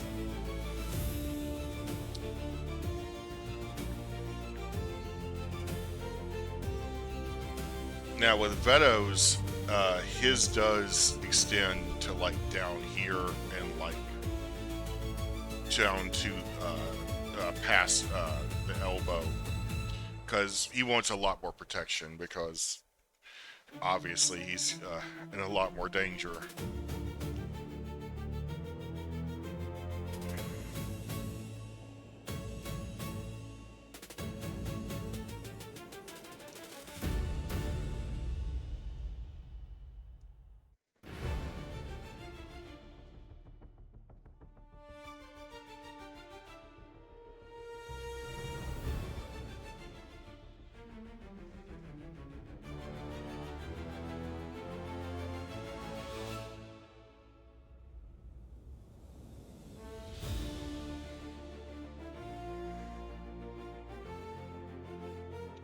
No, your eyes are not playing tricks on you. I am, in fact, drawing a double-barreled shotgun. At this time, the all-in-one Hoppick-style cartridge had reached the Commonwealth, mainly through spies, and actually industrial espionage spies. The least talked about the type of spy, because Tactic Tools, with their new armament division, wanted to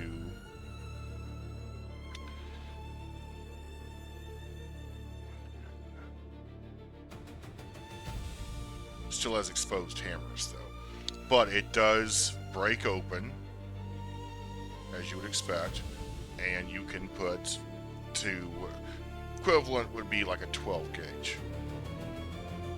Now it is, of course, sawed off and used like a pistol. But I don't need to explain to you the lethality of a sawed-off shotgun, especially taking both barrels to the fucking chest. It's like, even if you're wearing body armor, it's going to find the gaps. That's the danger with a shotgun against armor. So, yeah, it's not going to penetrate unless you're maybe using a slug or some sort of specialty round, which they had those too. But with that scatter, it's gonna find your weak spots.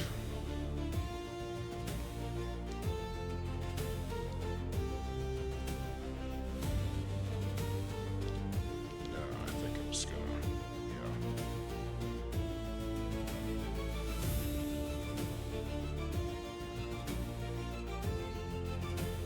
pixel by pixel. Always resorts to that.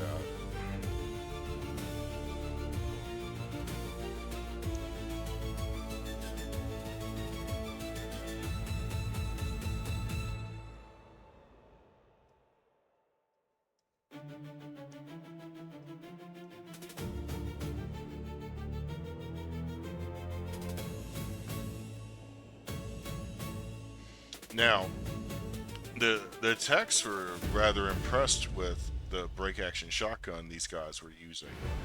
Um, oh, I need to draw his stick as well. But they just had to ask, like, why a shotgun and not a rifle? A break barrel rifle, like with a large caliber. It's like it could penetrate our armor. Like what are you guys doing? Like, so you almost had an effective weapon. And the trucks basically were like, you know, it's more effective for killing apes than anything else. I mean, it's like when you're out in maneuvers, especially at night, we'd rather have a shotgun than a rifle.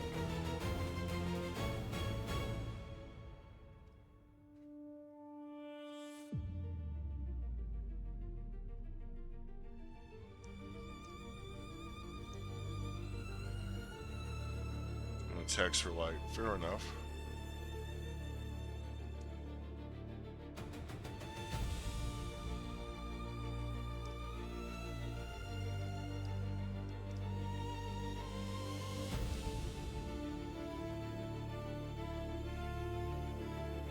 And in case you're wondering, yes, they could cock both hammers and fire both barrels at once.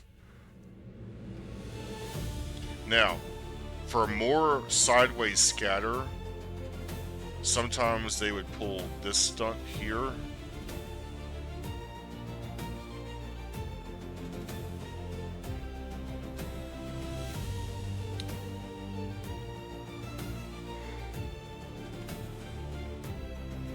So it would, sort of like a duck foot, just sort of take out everyone at like chest level in like a 30-degree arc, sort of like that.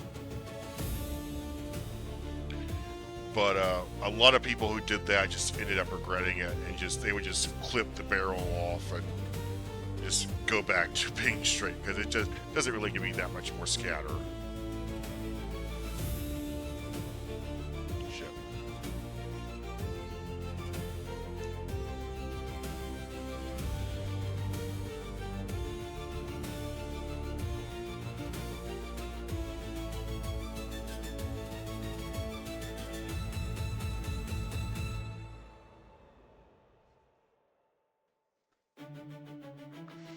Now, the eep stick. Now, normally he would keep it behind his back, but I need to put it through his sash so you can see what it looks like.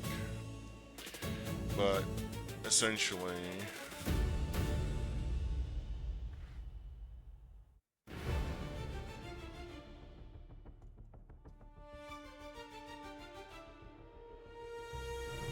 it is obviously symmetrical as much as possible.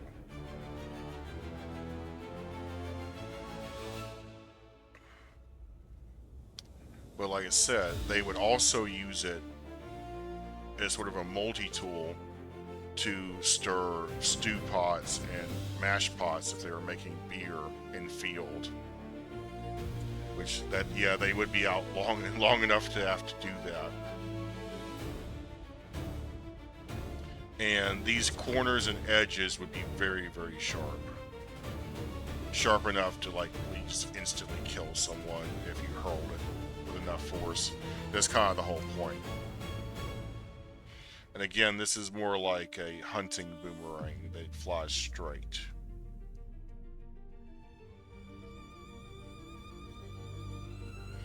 So yeah, took a little Australian inspiration for these guys. Do they speak with an Australian? No, they kind of have like the Cockney, like Irishy sort of weird amalgamation of accents that I had like head canon from Trox. And some of them are very posh sounding. They sound British. And those are usually the guys who live in Tetrick. They're tallies is what they're rich assholes, basically. They're not barons, just rich.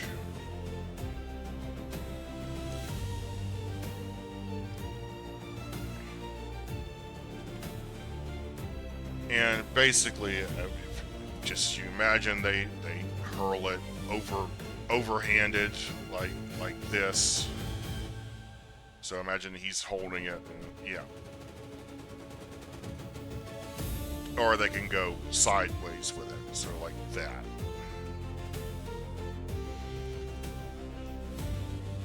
And did they use these in combat against the Phasians? Yes, they did. Simply to fucking annoy them, if for no other reason. It's instinctual. I like to reference the scene in the 1930s Superman where they shoot the blanks at him because they are blanks at the actor playing Superman, and then they throw the gun, but the gun is a prop gun made of steel, and the actor playing Superman dodges. He didn't dodge the bullet, but he dodged the fucking prop gun because the prop gun would fucking hurt.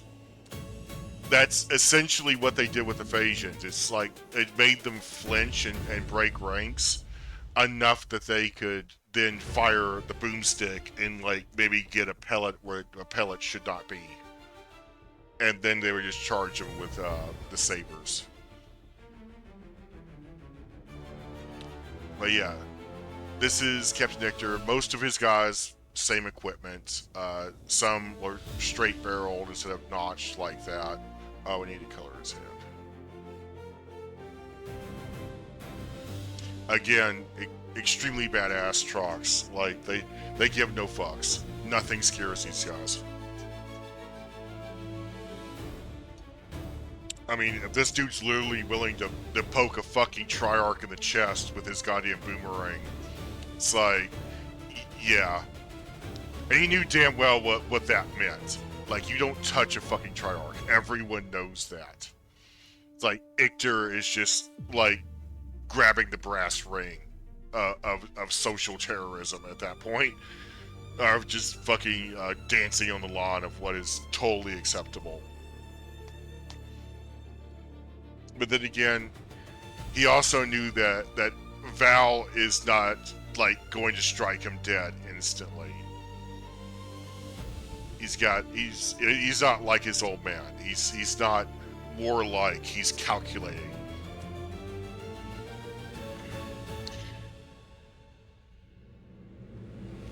And believe me, as long as time as they spent together dealing with the Phasians bullshit, they got to be rather good friends. Although he started out friends with his father long before that.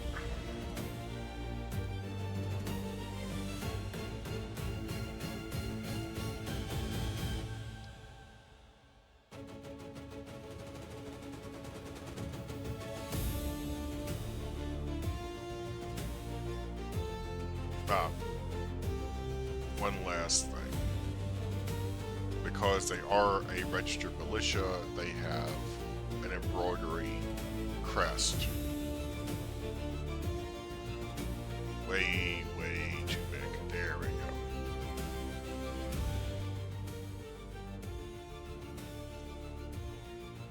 So, one, they have M28.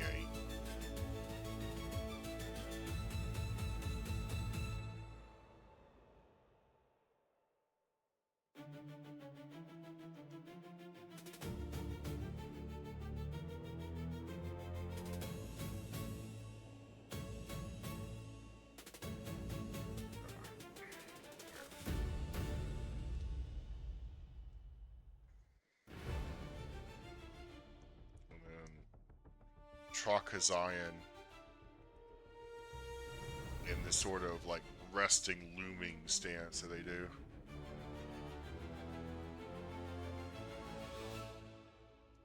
But black, because that's where they get the term from. A Nighthawk is a Trakazian that's gather,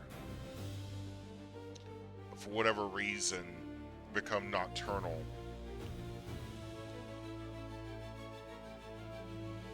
And their feathers darken in response to that.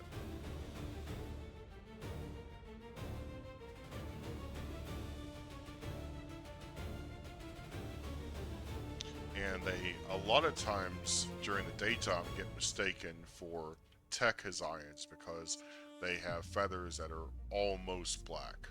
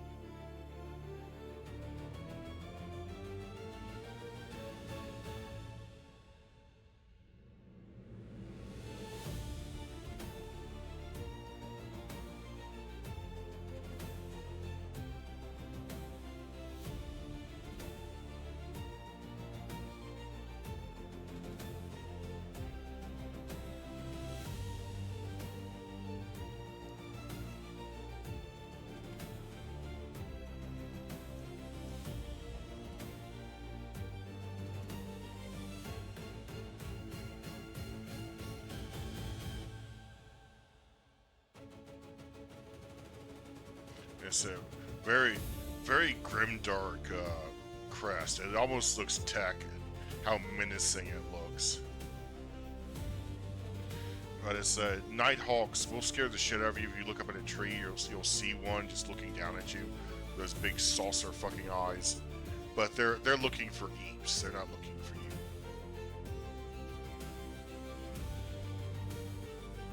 Because that's the only real advantage of hunting at night is the eeps are way more plentiful. I might have to mirror this to get it symmetrical.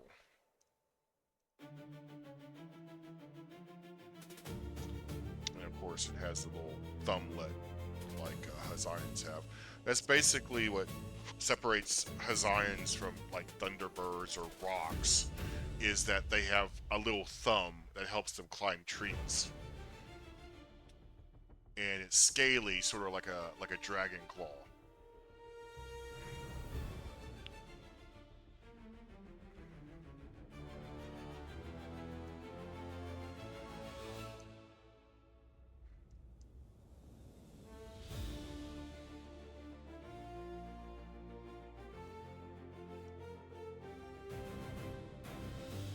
And this would have been embroidered on their uniform.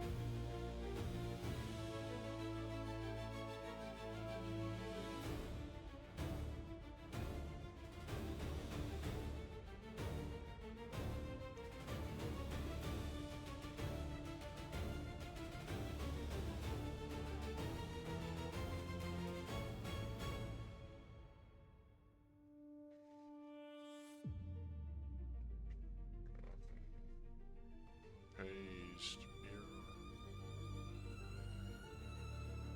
There we go. You can see, very menacing. And probably would have given it blue eyes.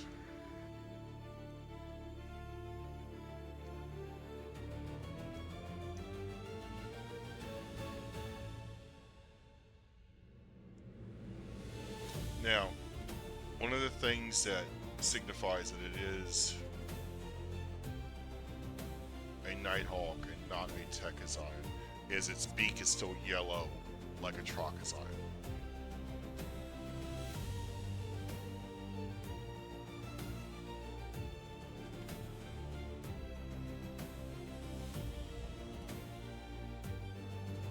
So there we go.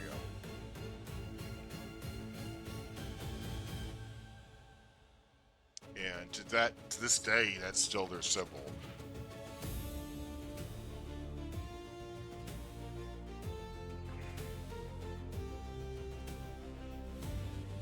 Alright, so we got the Nighthawks. They're good guys. Nice and reliable.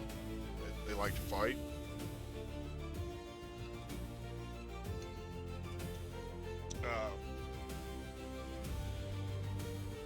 You got Ranger Enforcers, who were pretty much just absolute Grim Reapers. And then you got just a regular Tech Army Ranger, who's pretty much a knight with a fucking gun. So, Yeah, it's not looking good for the Phasians. Oh, but wait, there's more. While having a little skiff with the Phasians, these guys showed up. And who are these guys?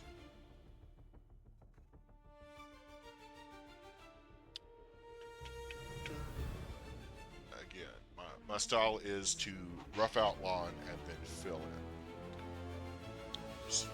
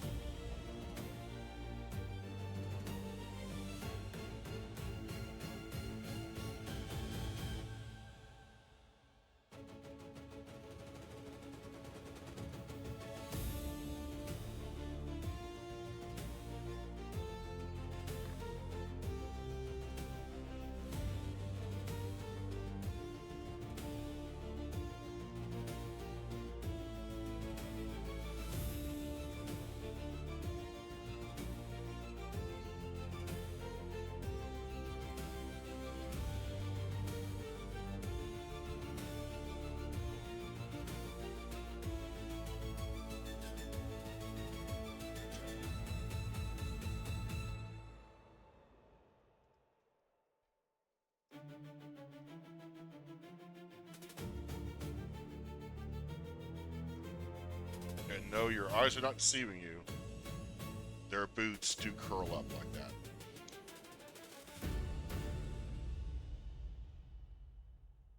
And yes, it is hilarious. No, it's because normally Vikings wear longer robes, and the hooks on the toes keep the edge of the robe in place, so as you're not stepping on your own robe constantly. Hypothetically, in practice, they don't really work that well.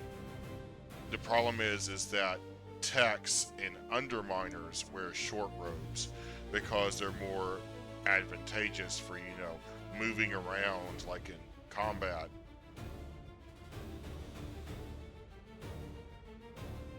But the average Viking does not want to be associated with people who partake in combat.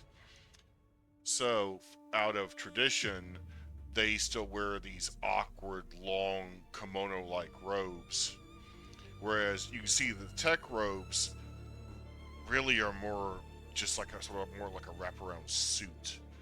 Like they stop at about where the pocket would begin.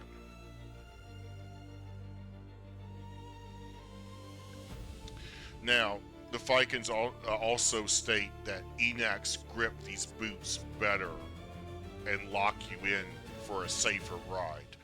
That's debatable, but you do you, really and truly, it's a cultural like slash fashion thing. the curly toe boots. Uh, it's like basically when a short dude with like Asiatic features on his eye walks in wearing these boots, you know he's Viking. And then if you have strong enough light, you can see the thrush like dark blue feathers on the back of his head. Like, oh, definitely Viking. And no, that is not out of proportion. Like the Underminers especially were little tiny dudes. And even today with like proper nutrition, Vikings maybe not quite in that yellow spectrum. I don't know why you're so racist, fucking 3D Paint. Anyway.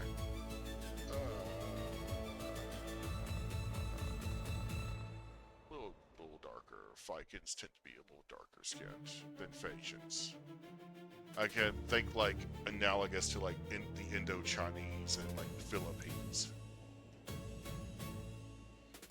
Now, most Vikings are just really nice people.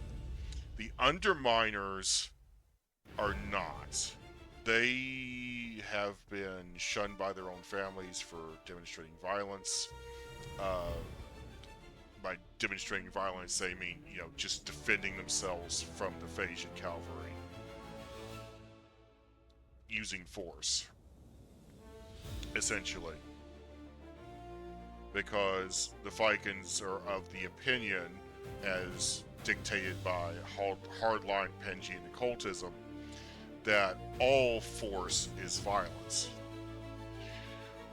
Whereas the texts take the more like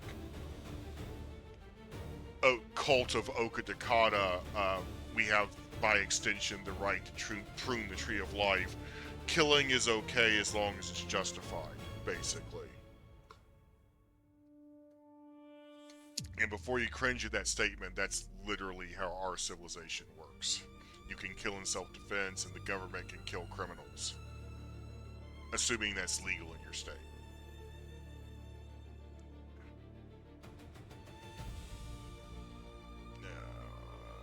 Yeah. Again, nothing can be perfectly black.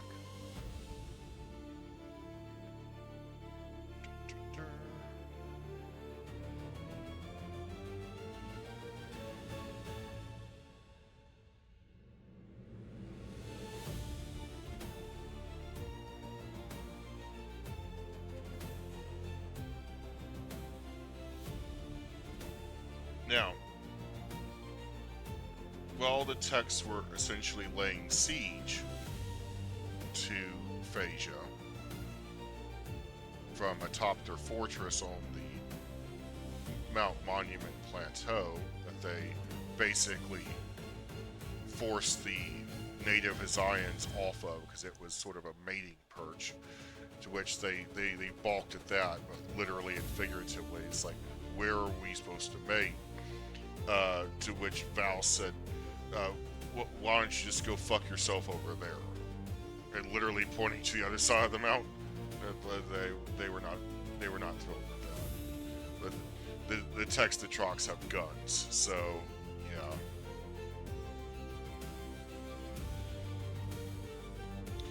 Alright, here we go. Dark. Again, kinda hard to see unless you're like in really strong light.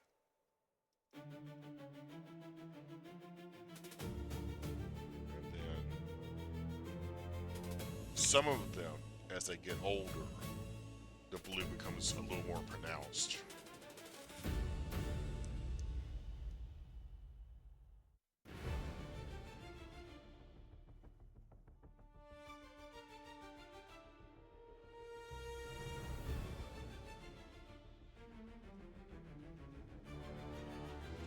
What's interesting is Vikings are the only other race that have horned brows. You see that on Gowan's second. Well, I got a really good picture of that actually. It pops up from time to time.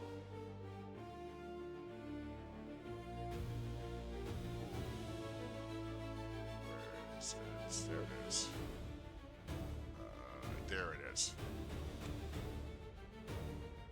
You know, yeah. But you can see he has, and it's McGowan trait. A lot of McGowans have this throughout time. Uh, Basically, a last feather on the eyebrow that just grows wild and long, and it kind of looks like the feathers of a horned owl, so they call it a horned brow. Vikings and Techs are the only ones who have that. So that's another way to tell if it's a Viking or a Phasian.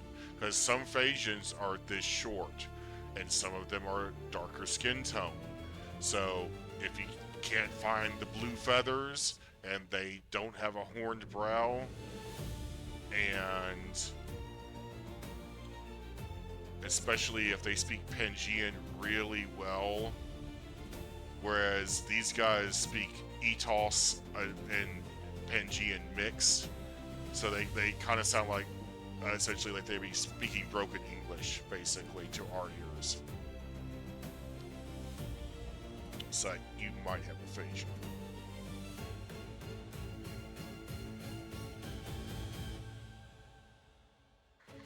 And of course, this is the race that Lyo and Get Good is. Although he is what they refer to as a muckluck. He's a mudblood. He's half Phasian, half Viking. And traditionally that means you're a child of rape. But with Lyo, his mother was one of the few surviving multi-generational Viking slaves that didn't manage to escape when the wall fell, thanks to Val. Spoilers.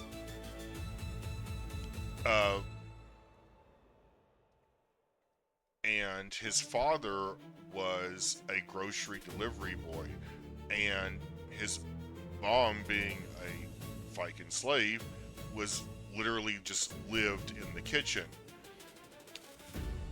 And he grew to really like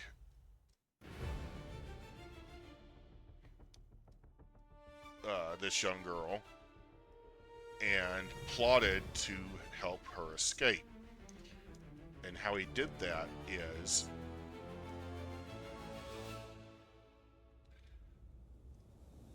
one time he was delivering twine, and inside the twine he hid a piece of diamond impregnated steel cable. Basically, it's a handsaw, literally, and you could use it to cut through steel. And she found it, and the note that he rolled up with it saying, "This is a saw. Use it to cut your shackles. And next time I come, I'll sneak you out." And so he came. Next time it was time for the delivery, and she slowly had worked on the shackles, and they escaped together. And now he's a wanted man in Phasia, and she is basically going to have to live in Ulysses or the Commonwealth the rest of her life. Otherwise, they may come back and take her. The Phasians are really bad about, just out of pride, reclaiming their slaves, and they will violate international borders to do that. They do that to the Commonwealth all the time, and the Trox will just absolutely brutally kill them. Hang them by slip knots by the nearest tree. Like old West gunslingers, they'll put signs on their chests saying slave catcher. Sheriff Levi, the current sheriff of Tetrick. And remember, all of the townships and satellite villages get their authority from Tetrick. It is the main city-state. So when I say sheriff of Tetrick, I mean basically the national sheriff. He is the man. And he is Tech. He is a dark-skinned Tech. And they love the shit out of him because of how hardline he is on crap like that. Like Phasians coming into the country, like stealing back Vikings. It's like, absolutely fucking not.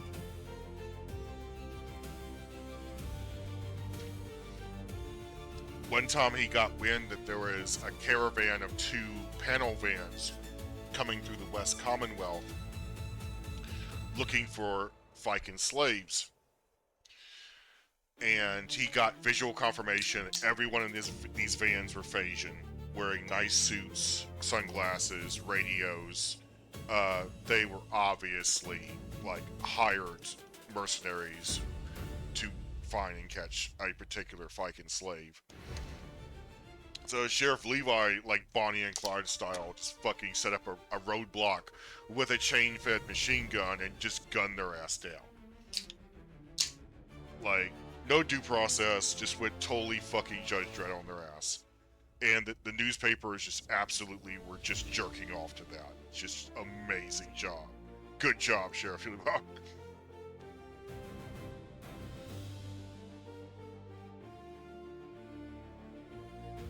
It's like trucks love opening their morning news feed and seeing Sheriff Levi guns down 4 Phasian slave catchers in the West Commonwealth this morning without hesitation and extreme violence.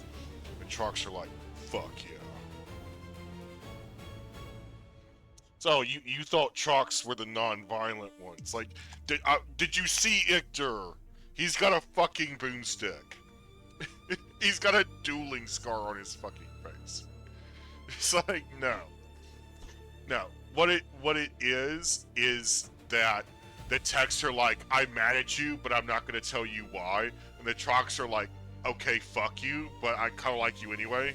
You wanna buy something? And the texts are like, sure, fuck you though. It's like, okay, as long as you pay for it. It's like, yeah. It's like, it's the fucking introverted emo kid and the charismatic class clown energy.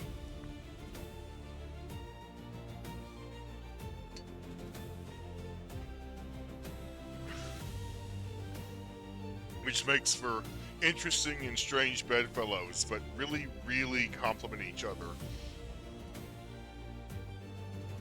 Like, you know damn good and well, and with a modern, like, trade negotiation, if they send you a tech and a troc together as a team to do the negotiating, they really want this deal to happen. Because the tech's gonna know the numbers, the troc's going to bullshit you, like, Trump style. And it's gonna work. Like, you're gonna say yes. It's almost like good cop, bad cop, basically.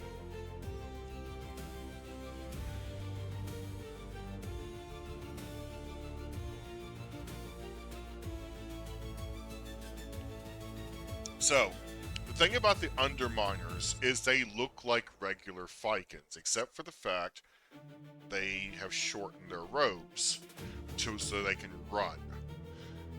And now, why would they be running? Well, it's because they like to sneak into the city by various tunnels they've dug slowly and carefully over the years, and assassinate people and try to free certain slaves. Usually a family member or someone they're distantly related to. But really, in any slave liberation of opportunity will be taken.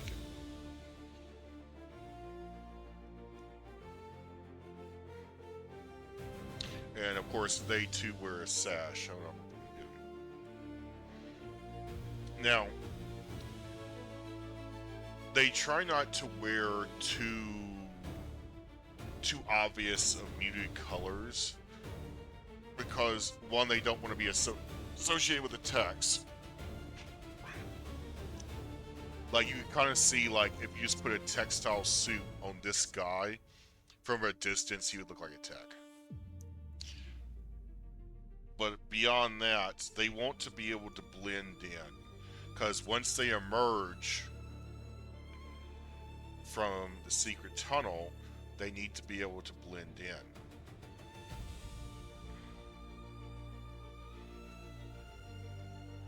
Some of them will even fake credentials as a slave in order to gain access to people's homes.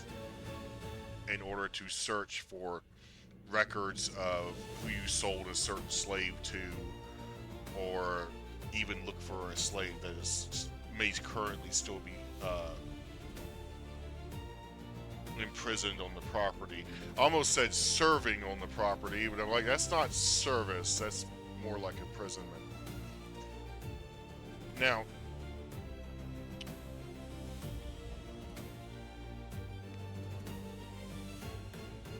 Vikings also knock their sash slash obi behind them, and then they tuck it in, sort of like a tech servant does, so that they get the broadest pattern, because the patterns mean something. So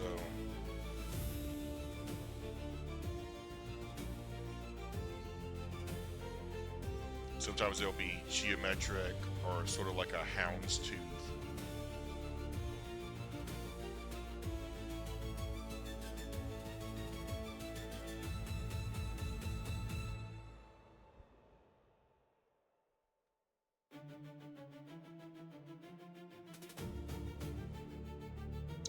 And these patterns are indicative of the village that they are from.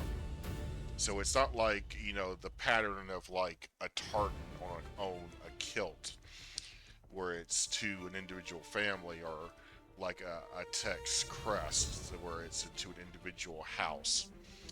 It is more analogous to like the patterns on like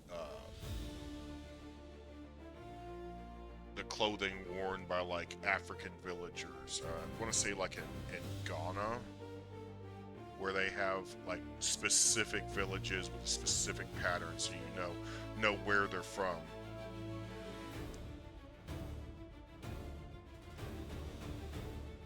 And again, they knot it behind them. So.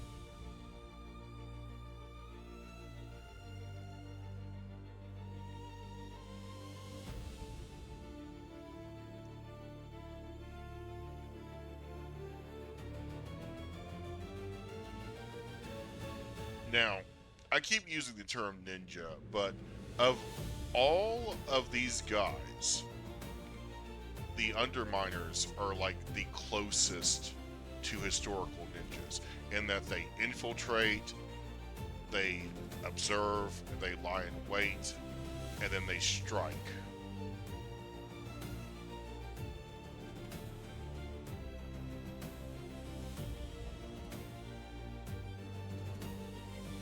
And then they disappear back into their tunnel network, and hopefully it will not be discovered. Otherwise it will get demoed with blasting powder. Although sometimes they will purposely run them under slave owners' houses, so that if you try to blast it closed, you'll just destroy some rich slave owner's house. It's like they're very, very slick about that. So you might want to think twice before like just demoing a random Underminer's escape tunnel. So you might end up blowing up your own house.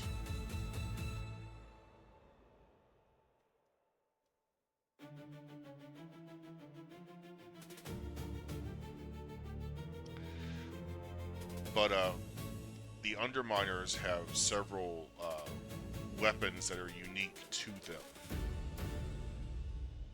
during this period, and one of which is a pepper powder bomb.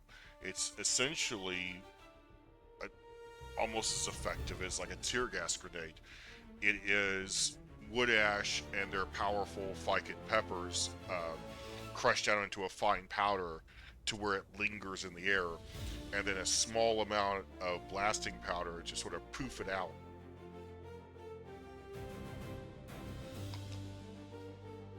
Inside of a paper tube, like a firework. And from the outside, it looks like a firecracker. But you throw it after lighting the fuse, and it puts out a huge cloud of noxious and itchy pepper powder, and it will blind you, suffocate you. It's pretty much like being pepper sprayed or being hit by riot pepper balls. Not a fun time.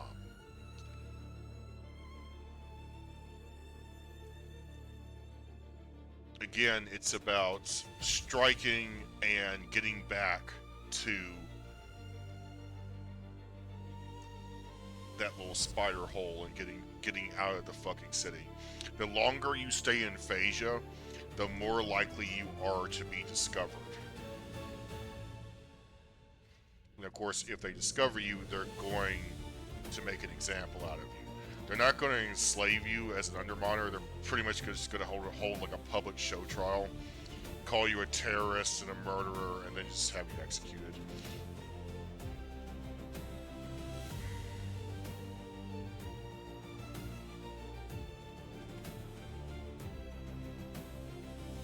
Because trying to enslave you is not possible. You're like a wild animal in their eyes. You're not tameable, basically.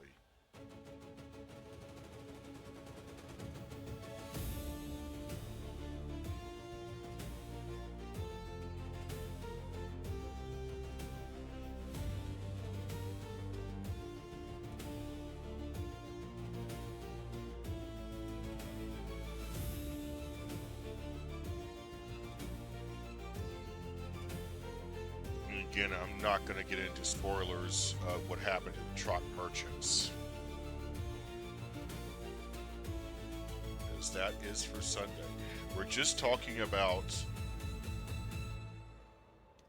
weapon systems and lethality and who is good at doing what.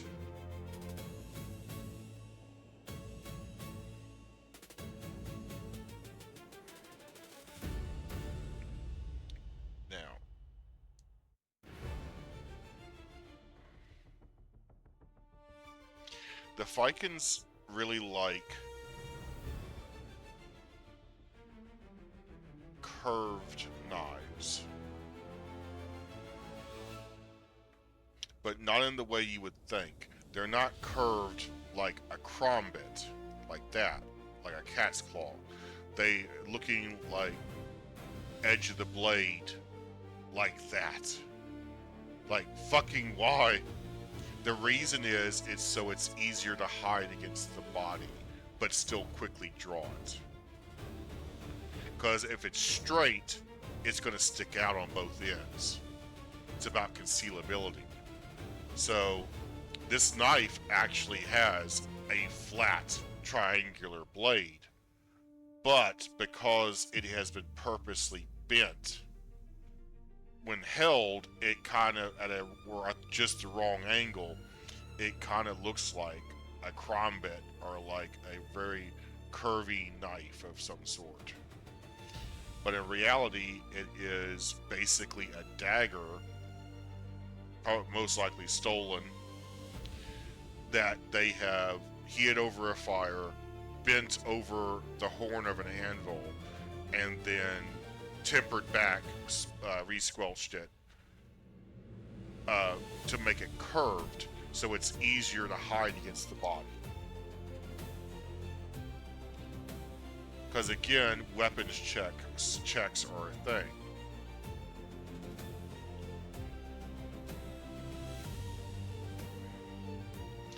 And their preferred weapon is a knife or even a shiv, because of the fact they are so easy to conceal and hide. Again, these guys are more ninja than any of the other warfighters we've seen thus far. They, like I said, they will fake credentials to get into houses, uh, pretending to be a slave that's owned by that house.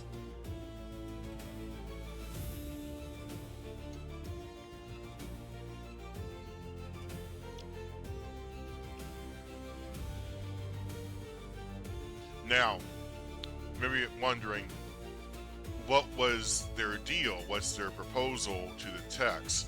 Basically, how are we going to get the Techs to help us? Well, other than just a general, we know like slavery, um, they really would like some guns. Like small guns, concealable guns. And they had heard through a little birdie that the Techs had developed a silent gun. That is, of course, incorrect. What they invented was essentially the first Maxim suppressor. And yes, it does quiet the gun quite a bit, but it's still really fucking loud.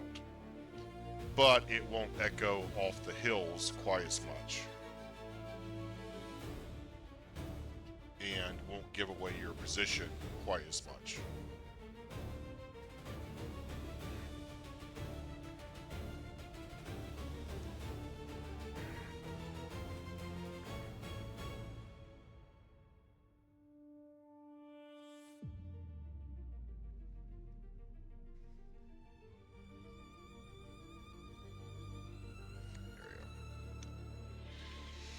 Now, armor, no.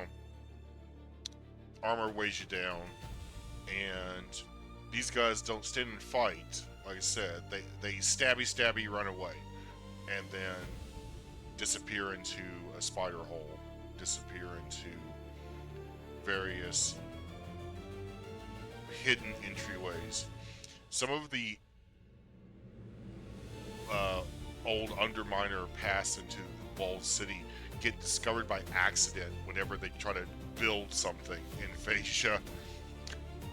One of them they thought was still active and they kept monitoring it, only to realize it dated back to this era when Val fucking busted the wall, and it was long since been defunct. The Phasians just forgot they discovered it. And so they rediscovered it like, aha, here we go.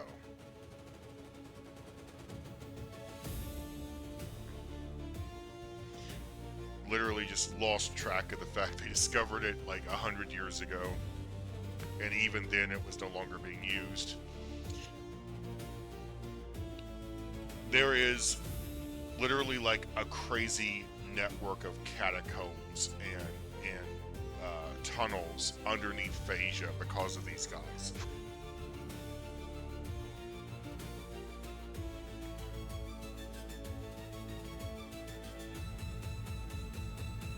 So they would just spend all of their free time breaking into Phasia, getting underneath that wall, undermining that wall. That's where the term comes from. And of course, undermining the authority of the Emperor by entering his city without his permission.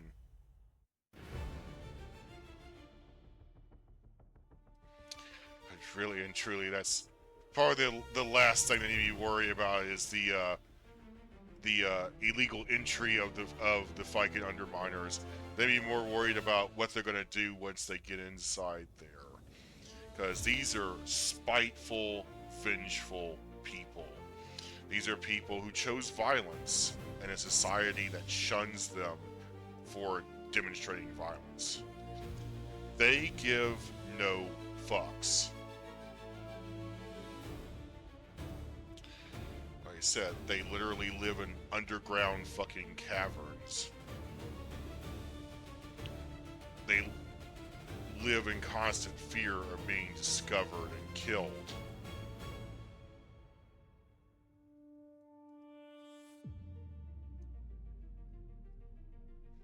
Now, the Techs deeply respect the Underminers, but at the same time, helping them is technically aiding and abetting terrorism. So the average tech just couldn't stomach that, basically. It's like, yeah, the Phasians are assholes, but you guys are terrorists. It's like, how about we just don't help either one of you? Of course, the Underminers really did not like that. But you gotta understand that in the tech mindset, you can't break the law. You can't break tech law because someone else is breaking it. In other words, just because the Phasians keep slaves doesn't mean we can then go around and aid and abet terrorists like the Underminers because they claim to be abolitionist freedom fighters when they so obviously use terroristic tactics. Assassination, breaking and entering, sabotage.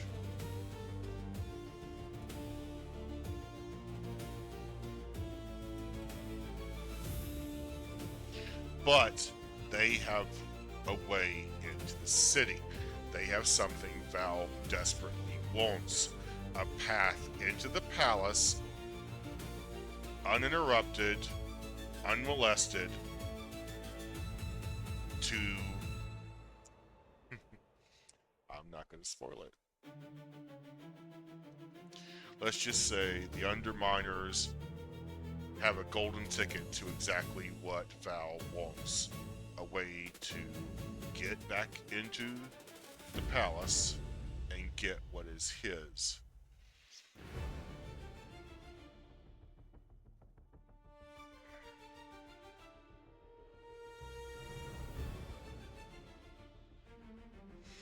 And yes, their robes are more like a kimono. They have flared forearms and things of that nature.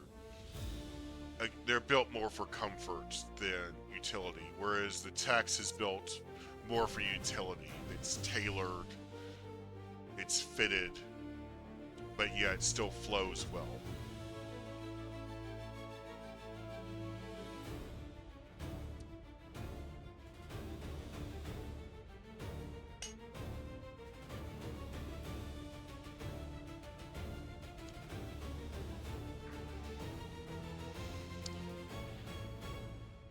Now, you might be wondering, what signifies this guy as a slave, other than, he's obviously Viking? Are there no free Vikings in Phasian society? Yes, there are. Some of them even own slaves. But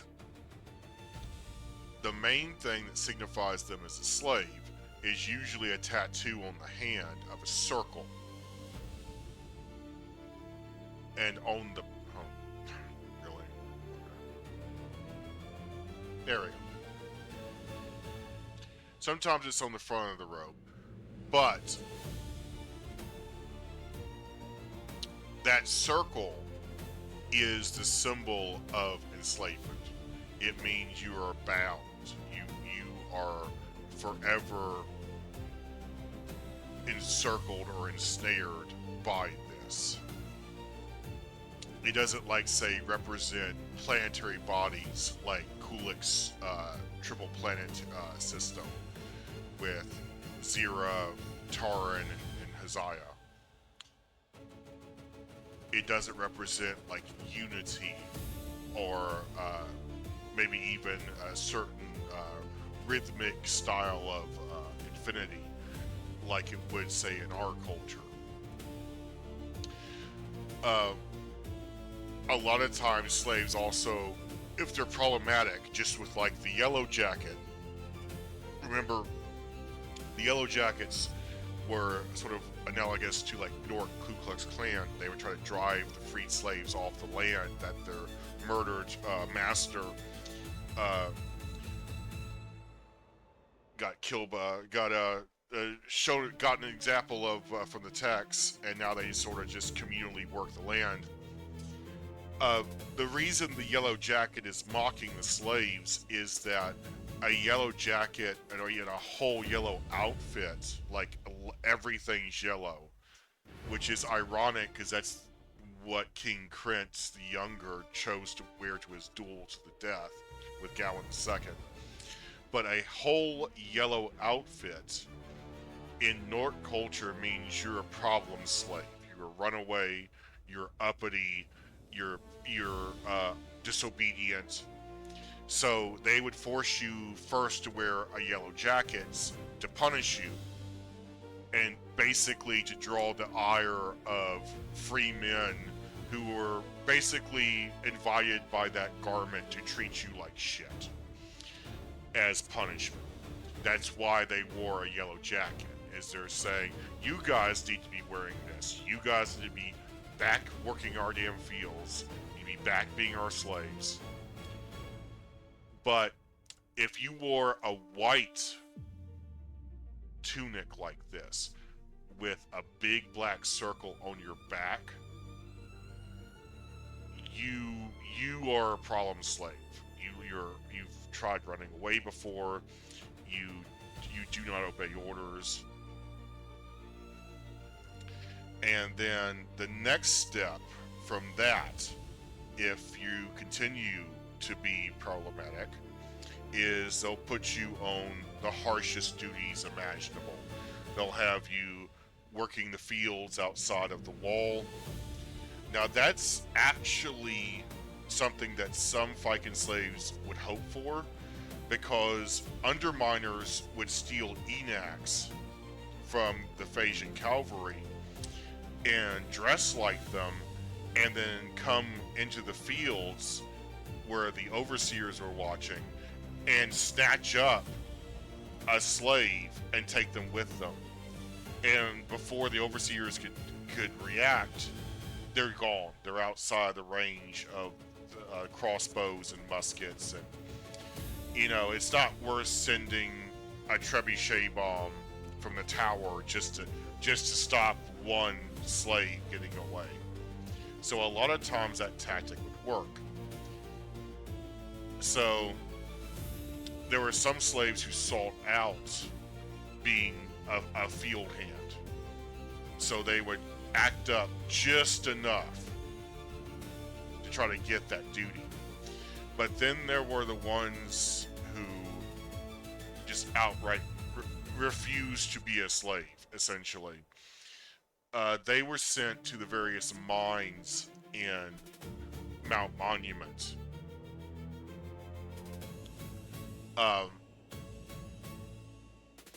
And the most notorious and worst were the salt mines, because in the salt mines, it robs your body of moisture. The longer you're down there, the more dehydrated you get. And wouldn't you know it, their punishment for not meeting their quotas is denying you water. Interesting. So if you fuck up in the salt mines, you're going to turn into beef jerky, literally. Or more akin to salted pork, but you get the idea. This is the last stop before they just decide to fucking kill you for being obstinate. Obstinate would be what the text would call it, refusal to obey orders from the triarchy, basically. But of course, the triarchy would never sentence anyone to fucking slavery. Although questionable as far as military veterans' point of view. But you get what I'm saying. It's like the salt mines are the last stop before you go bye-bye. Now, the underminers, like I said, they had a very extensive spy network, they had a very extensive tunnel network. This was very appealing to Val for an undisclosed reason I will not discuss until Sunday. I'm not going to spoil it. Like, you read ahead to PGH. I'm not going to retcon a lot of it. I'm just sort of going to elaborate on it. Like I said, technically the Nighthawks are not a retcon, they're an elaboration. I mentioned that there were Troc mercenaries that went along with Val to Phasia. Didn't say who they were. But I always liked the story of, is it Liechtenstein? I think send an army of 100. No, it's like uh, send an army of like 99 men to a battle. The battle was over by the time they got there, but they picked up a traveling. I think he was a minstrel or something like that, and brought him back with the group to Liechtenstein. So not only did they not have to fight the war, they made a friend along the way. So I wanted that kind of energy at first with the text going through the Commonwealth. It's like, oh, we picked up some Trox friends to help us go along. Now, the Phasian cavalry. You can see that they too brand their Enacs. And you see it's a weird, that's not pixelated, that's literally what it looked like. And what's hilarious, and it's in the purple sash, is the Phasian cavalry officer who had the man catcher. He survived the initial encounter, just badly beaten by Val. And they had him in handcuffs. And Val, of course, being a curious nerd, it's like, this symbol on your Enac, what does it mean? And the guy said, Enac. It's like, yes. And Val's like pointing at the whole animal, like, yes, this is an Enac, but what does this symbol mean? It's like, man, can't you read? It says Enac. Read. It's like, this is your written language? That's the first time that the text realized the Phasians have a written language, a hieroglyphic language, different than Panjian. They are the only race that has a deviance like this from the Crash of the Humble. All other Pangean civilizations use the Pangean alphabet and spelling structure. The Phasians don't. So Val wrote down on a piece of paper in freehand with a pencil the Pangean word for Enac. And the guy looked at it and said, yeah, that's common. Yeah, that's what everyone, but that symbol is imperial. That is the language the Emperor's court uses when doing official anything. So that means that is the Emperor's Enac, not just Enac. Otherwise, we would have, written that word Enac on the side of it. And this dude ended up being very helpful. They returned him alive and in relative good health to the Emperor as a sign of good faith, even though he literally had fucking the merchant fife in his man catcher, like around his neck, like when they crested the hill and encountered him. It's like, this dude is guilty of attempted kidnapping, like bare minimum.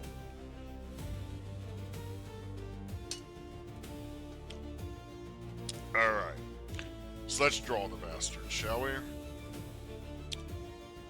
How long have I been going? I have no idea.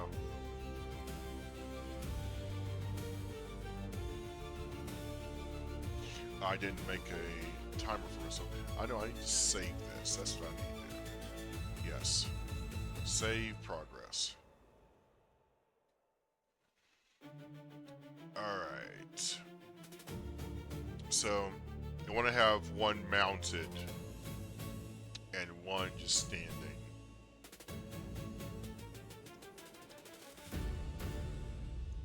Now,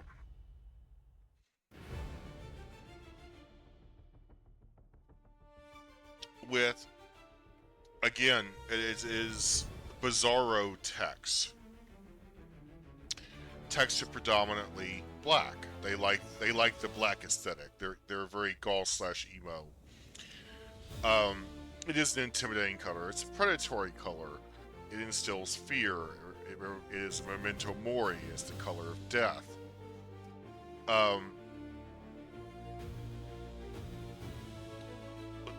The Phasian cavalry, as god-awful, rapey, and piratey as they are once they leave the city-state. Again, think like Bizarro Ranger Enforcers. What do Ranger Enforcers do? They leave the city to enforce the law against outlaws. So what do the Phasian cavalry do? Well, they leave the city, they go into North Fica and basically rape and pillage like well-armed Vikings. And that's why you want to join the cavalry, is for the fringe benefits, essentially. Even to this day, the average Phasian citizen does not believe that the Phasian cavalry ever did that or currently does that. And there have been Phasian cavalry that have joined the military, gotten the cavalry, and on a long ride around the city, they'll be like, hey, wanna take a left? See what the old long robes are up to? Long robes being slang for Vikings. And they're like, okay. They go into the nearest Viking village and basically start demanding free shit. Give me beer, give me booze. Say, you got a daughter? What does she look like? Yeah.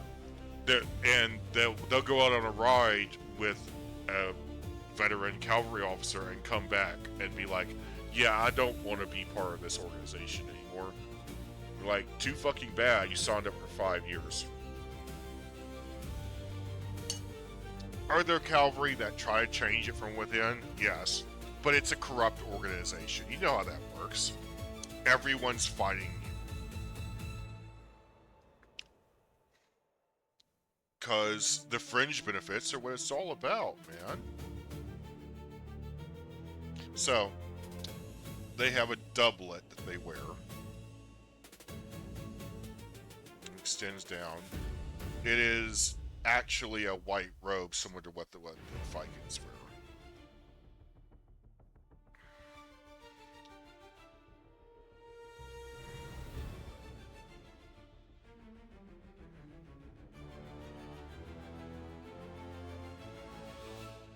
Now, it conceals leg armor. They do have some leg armor under there. It's usually thin plate. Very thin. It's actually designed to protect from brush. It's not... if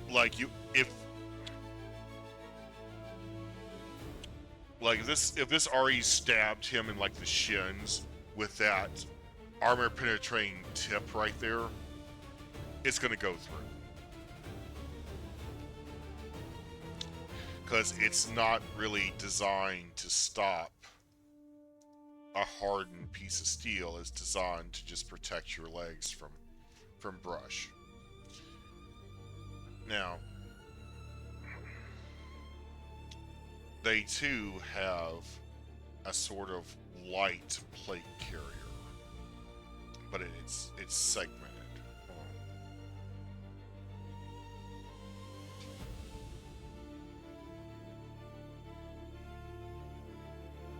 Let's get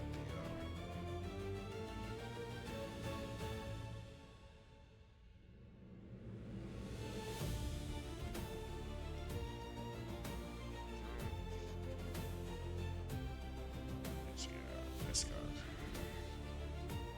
So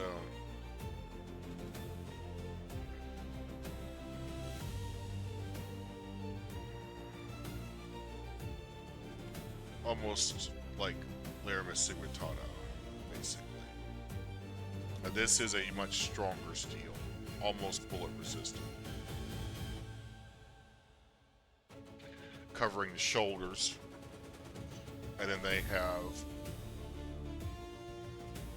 a plate back, loops around, sort of a light carapace, basically.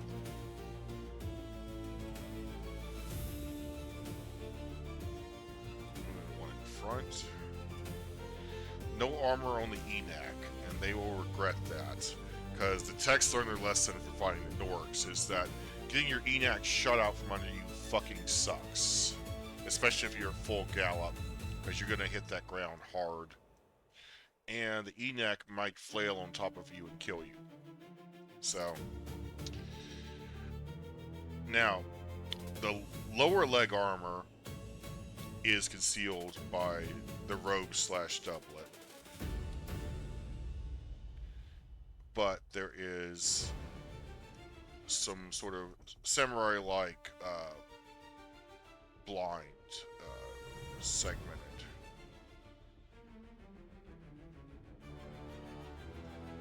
Again, very light armor. They are a light cavalry. You can't wear like heavy plate, like jousting plate on a knee neck. Like it just bogs them down to where the one advantage they have is speed over a horse.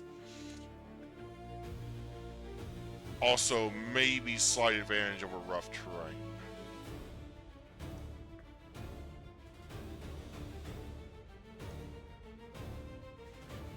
Now, here's their wackiest part.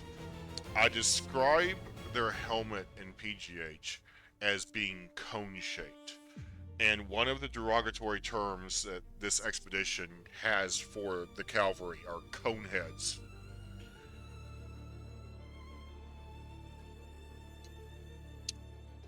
There are 3 types of cone. Now you're probably thinking of like a metal version like that. That's really shallow. They do have one. They do have one like that. But that is for people who work along the wall to protect from shrapnel. Because it covers the top of the head from airburst. But remember, this is cavalry. So we need some protection all around.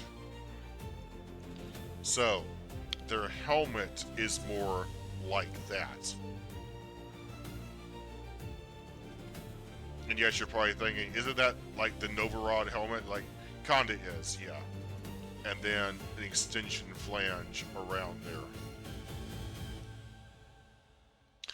That was the helmet I was talking about, right there. And then it has like a Kulis chin guards, and then some segments that go around the back to protect the back of the head.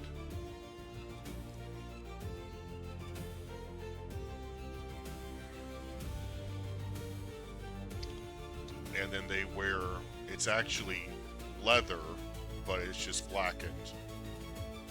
Bracers, and then gauntlets.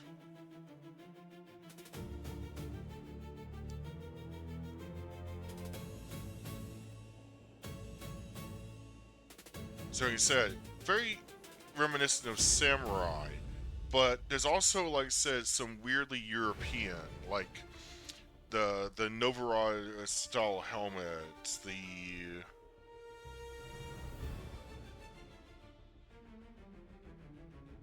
weirdly Kulis-like cheek pieces, and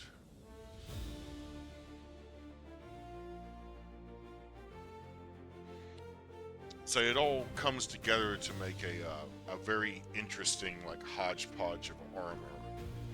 Very effective, just unusual.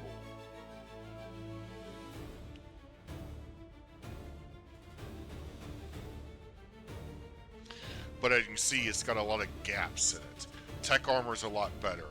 They've pretty much eliminated most of those gaps.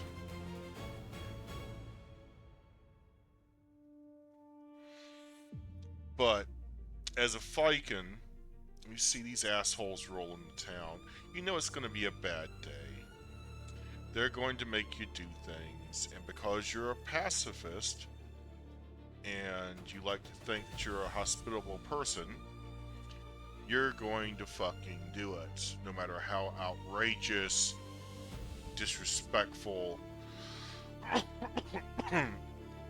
or downright indecent it is. One of the derogatory slurs for Vikings is bootlicker. That is because, especially during this period, Phasian cavalry would roll up into villages and forced the village chieftain as a humiliation ritual to clean the captain's boots by licking them clean. And of course, after the long ride into Viking territory, they were quite muddy.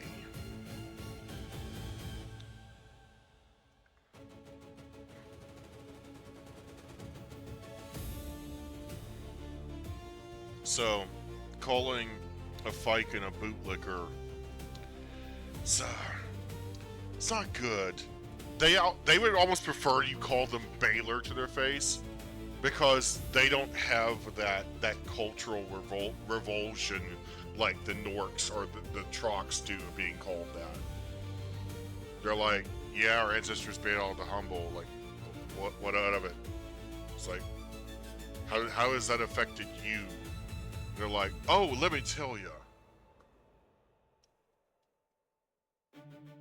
But here's the thing: they're so pacifist that they'll even apologize for it, even though they don't see how it's their fault. Whereas in tech culture, you don't apologize for something unless it is provably your fault, because you're assigning agency to it. In other words, if you apologize for something, that means you did something wrong. If you did nothing wrong, you remain silent.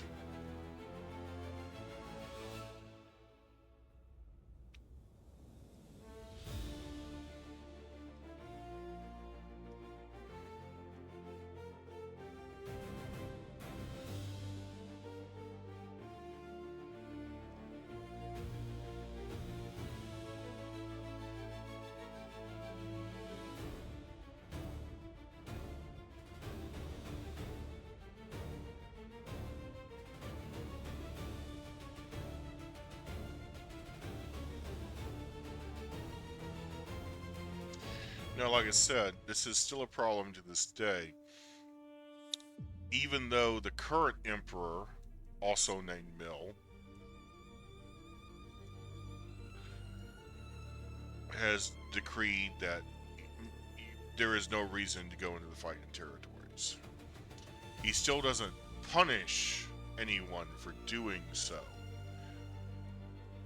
So he can say, hey, stay out all he wants, but if there's no punishment, then people are just going to keep doing it, then aren't they? And you find that's a reoccurring theme with Phasian leaders, is that to appease others, they will issue toothless decrees to make it look like they're in charge and actually doing something. In reality, they don't really give a shit. They're just trying to make you shut up.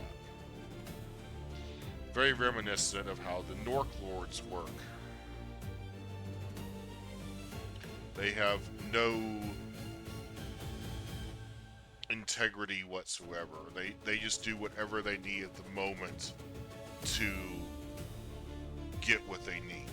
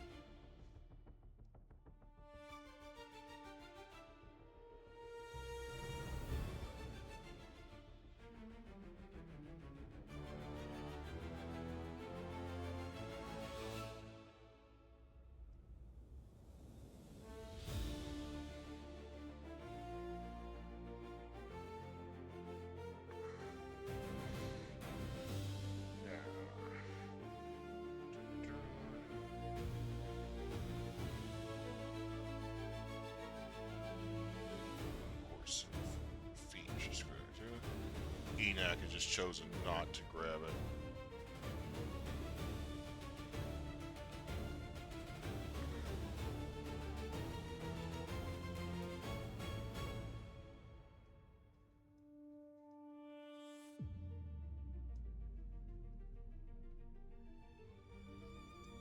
Of course, tall riding boots, and then again, there's some leg armor that you can't see. The boots actually have the steel plate in question riveted into them.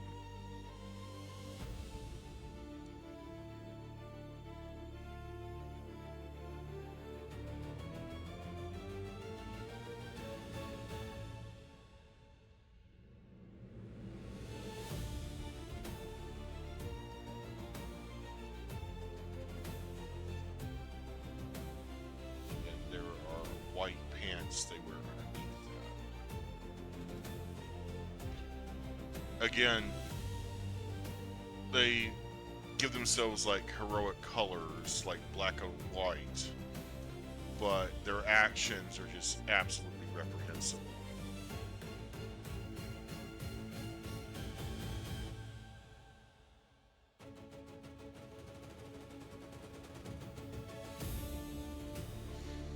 Yet again, I'm trying to get the reader to understand that these guys bad. These guys good. It's like, no, Hollywood has trained me that these guys must be bad because they're wearing all black and they hide their face. These guys are wearing black and white. They must be the good guys. Like, nope, that's not how that works in real life. And these guys are weird, but they must be the goodest guys because they don't wear any black at all. And these guys who are actual fucking terrorists, they must be the goodest of all because they're not wearing black any type whatsoever. It's like,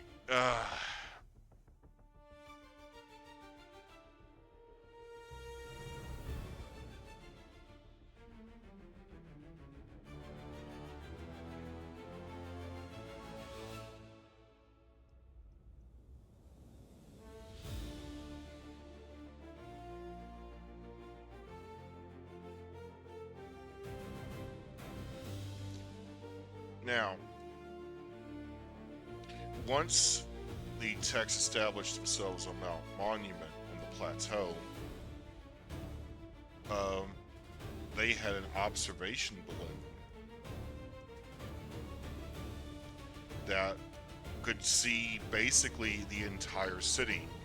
So anytime that there was a cavalry raid coming down one of the main roads, they literally could see that, send a message down, literally down the line to the ground, say, hey, we got a Phasian cavalry inbound, and it would take them 30 minutes to get even remotely close to the plateau. And by that time, they had already zeroed in cannons and mortars and even rocket barrages to just basically decimate their ass. And even though they knew they were riding into their fucking death, they would just go. Just if nothing to prove other than that they don't fear the Techs and the Trox. I need to make this way tighter. Like,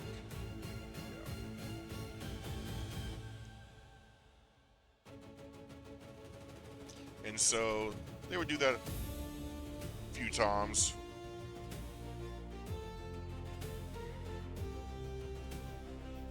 Until finally Emperor Mill would call for parley, and they would have a nice little picnic in the middle of the prairie in between, like dead center between Mount Monument and just outside the range of the wall's defenses.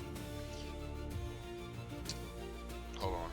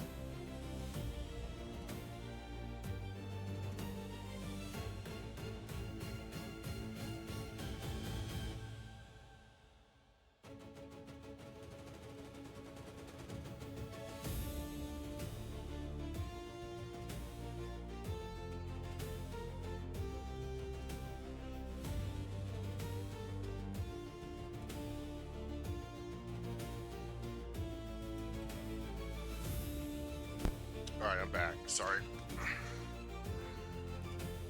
So, beer, you just rented, I swear.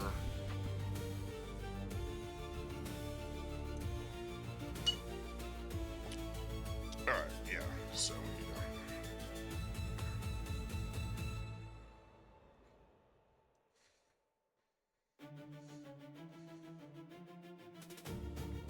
Again, those of you who are into historical armor, they recognize this helmet. So I don't really care. It's like, it's similar but different. Remember that. It's a reoccurring theme. If we thought of it 1,000 years ago, they would have thought of it too. Make that cone just a bit smaller.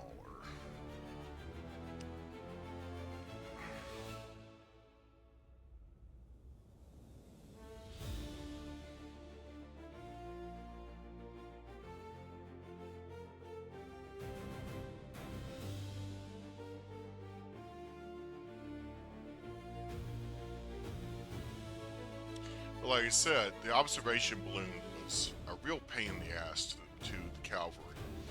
And so they sent a couple of operatives to sneak into the tech fortress late at night. And they were able to untether the balloon, and it sort of floated away. And the two balloon operators are just basically helpless because it's just a hot air balloon. It doesn't have like any flight capability other than going up and down. And they were last seen flying over the city and off into the distance.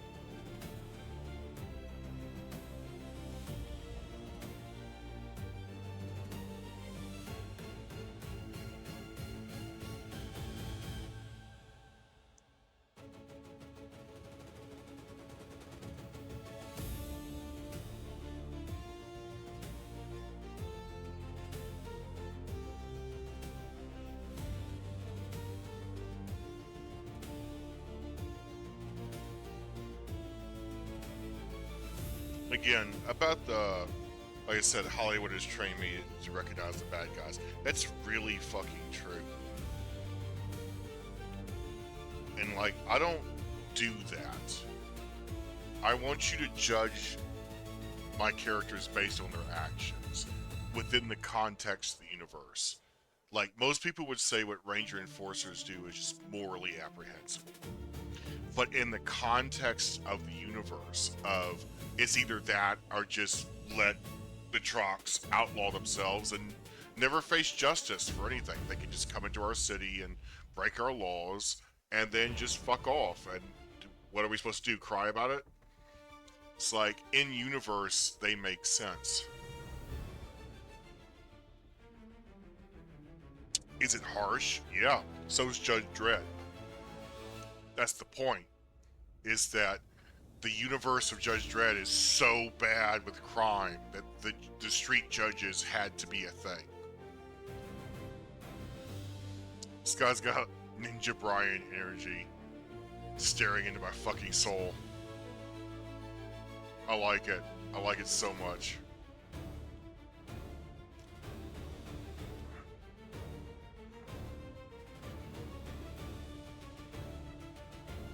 Alright, so the Coneheads managed to get rid of the observation balloon, which was quickly replaced because it's literally just weather-resistant tarps basically sewn together with a basket. The Nighthawks themselves wove the basket to replace it. And they had that up and running again within a couple of days. Now, there's one member that I don't mention here, because he's not technically part of the fighting force. But do you remember that crested Zion that Korra saw in Truth, uh, second volume of Revenge Forsaken? He wasn't just resting up there. He is actually the Zion envoy. I haven't come up with a name for him yet. But basically, he lives in a belfry or a little alcove on top of the Capitol building, or the Tech Palace back then. And he and his wife and their child, their chick that just hatched, which you see them in Revenge Forsaken, is going to happen. That chick's name is Galen, and Galen grows up basically at the palace and is good friends with Val, and he becomes the next envoy to the Hazians. But he was raised at the palace, so he considers himself not to be like other wild Hazians. He's more of the Panjian world, and he's very, very smart and very, very into herbiculture and apothecary and early surgery and medicine. And Galen started essentially the Army Medical Corps. Before then, everyone just sort of got basic training on how to deal with wounds, but basically Tex really just wanted to die in battle, so having a medical corps kind of didn't make sense. Until this expedition, which wasn't really a military action, and it had a bunch of essentially what are armed civilians, would be the Nighthawks, and underminers, who are more like civilian partisans. It's like, yeah, we might want to make sure these guys like live a little bit.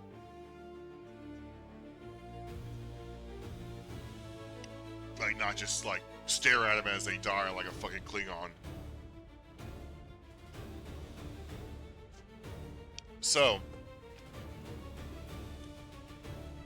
Galen got into the habit of, if anyone was injured, he had a little Enoch cart that he would push himself with his beak, or sometimes his little thumblets on the end of his wings. And sorry, opening a beer.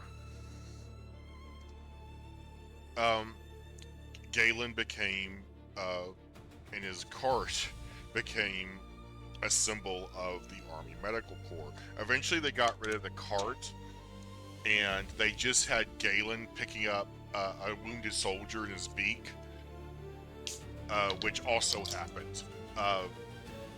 One of the Nighthawks got seriously injured by a flock of, or a flight of the Phasian, like magpie colored Hazians. And Galen isn't a violent bird. He didn't grow up in the wild. He's never had to duel another Hazian over a mate or anything like that. But he knows that he's big and intimidating. And he's much bigger than the Phasian Hazians. And basically they were about ready to peck this guy to death after he got picked up by one of them, and he boomsticked the son of a bitch and then fell like 20 feet. And Galen's like, okay, made your point, leave this man be. And they were encircling him, and it's like, I'm an envoy between the Triarchy and my people. If you attack me, the Techs are going to kill you. But that time, Captain Icter's like, fuck the Techs, I'm gonna kill you. And he fucking just blasts one of them with a fucking slug from a double-barrel shotgun. And Galen's like, okay then. And picked up the wounded Nighthawk and put him in his little cart. And he had a team of helpers, sort of like nurses, who would obey his orders. They were Panjian, obviously. And they're able to patch him up, and he survived. He survived the whole thing. and he was technically the first casualty.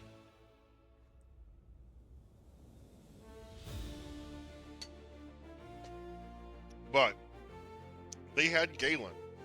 Galen, of course, could fly and scout ahead.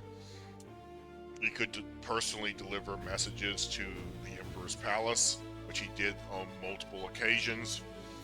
Of course, the Phasians have very good relations with the Zions, and even Tech Zions, even though they're technically an invader, they wouldn't, like, shoot Galen on sight. And they very much would appreciate if they would, if the Techs and Trox would extend that to their Zions. The problem is that the Phasian Zions are just so goddamn violent. Like, basically, they react to the presence of the Trox and Techs the way that Tech Zions would react if a Phasian cavalry unit went through the Zion woods. It's like, yeah, you're not coming back out alive. It's like, you smell different, you're different colored feathers, we're going to kill you.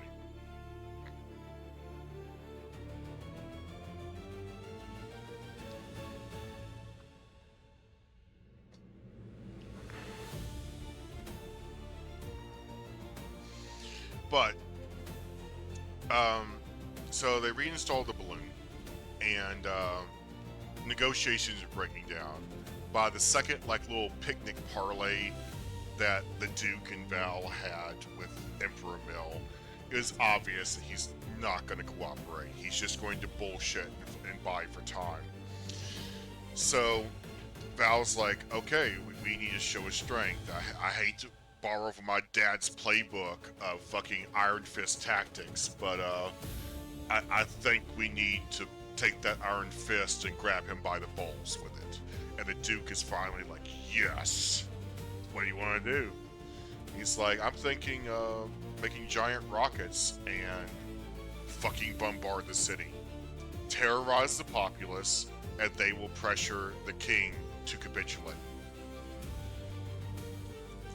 Which is essentially what they did to the Norks. They just kept it very laser focused on the slave owners. But again, just like in Octon, there's so many damn slave owners in Phasia that it's like, you're all fucking guilty. It's like, screw this place, like Sodom and Gomorrah. Fucking hit the nuke button. Nuke it.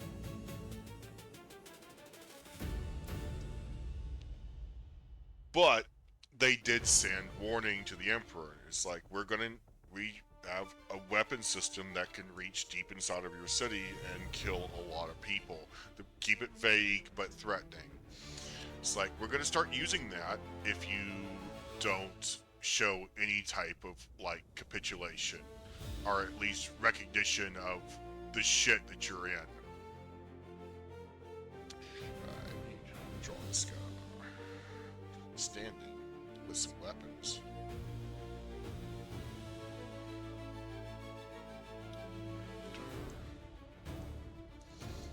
And Mill, of course, ignored that last communication because he knew he was buying for time. It's all bullshit. Basically, at this point, he was hoping the text would just give up and go away. He doesn't know the text very well, unfortunately.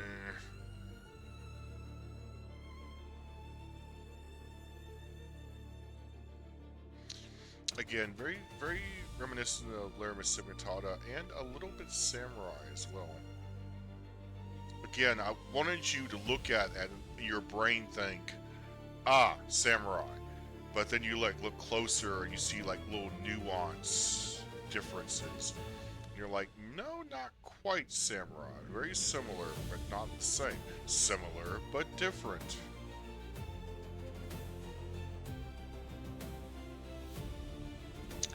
Now, sometimes on their carapace, there would be a little flange piece that would come up to sort of deflect things away from the throat.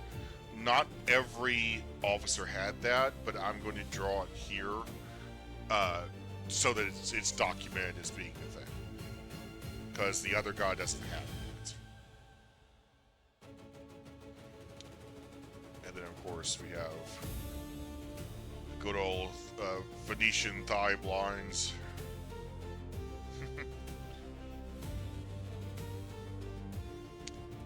God, you remember those? You ever have you ever been in a house that has the old school aluminum Venetian blinds?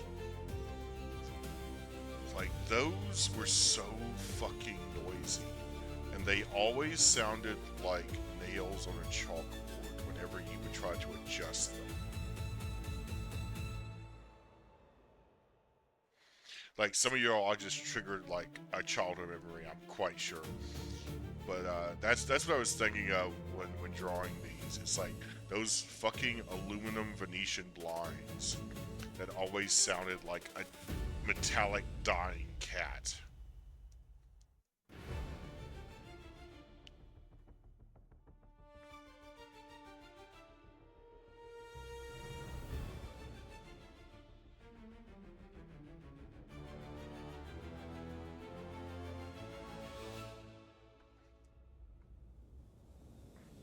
And you see it covers a good portion there.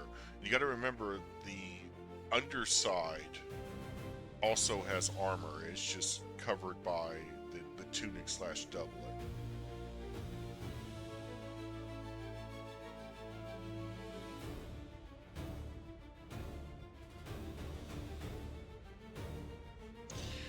But anyway, so Val reached out to some Western Commonwealth companies, one of which was a paper manufacturer. And the Baroness in charge of that was like, why do the techs want giant cardboard tubes, like, say, 2 feet in diameter and, like, 25 feet long? She didn't question it. She made them, put them on the back of a wagon, sent them off to Mount Monument. And at the same time, a munitions or a chemist in the Western Commonwealth, it's like, what the hell do the techs need with a shit ton of potassium nitrate, i.e. saltpeter? So whatever, fucking 50 barrels worth, 55 gallons each. Send it. They paid for it. Send it. And then also at the same time, unbeknownst to anyone else, Bonvetto, his sugar company, a direct letter to fucking John Vetto, who was doing the books, of course, for the company. It's like, my dear old friend and enforcer, John Vetto, this is your King Val. I would really appreciate a rush order of refined sugar of 50 barrels worth to be expedited and shipped as quickly as possible, spared no expense, to Mount Monument in Phasia, and gave very precise delivery instructions, because no one from Bonvetto had ever delivered that far out. Well, that's when Vetto's like, okay, kid, what the hell are you up to? It's like, are we doing science experiment? Because no one's ever ordered that much refined sugar before. And of course, those of you who make your own model rockets know exactly what he's about to make. A giant fucking sugar rocket. Several of them. So, John Vetto follows the order out there to make sure it gets delivered in a timely manner as requested, but he also wants to see what the hell Val is up to. And he finds them up on the plateau, basically in a standoff siege with this city-state of Phasia. And then Val has to explain to John, like, everything that fucking happened. And Vetto's like, oh shit, kid, you were on the verge. You were so close to repeating the same mistake your grandfather made and your father made. It's like, yes, Old Blue is an heirloom. It is your family sword. Spoilers, but it's not worth all this shit. And Val's like, I disagree. And John just throws his head up. It's like, okay, this is a tech thing. I get it.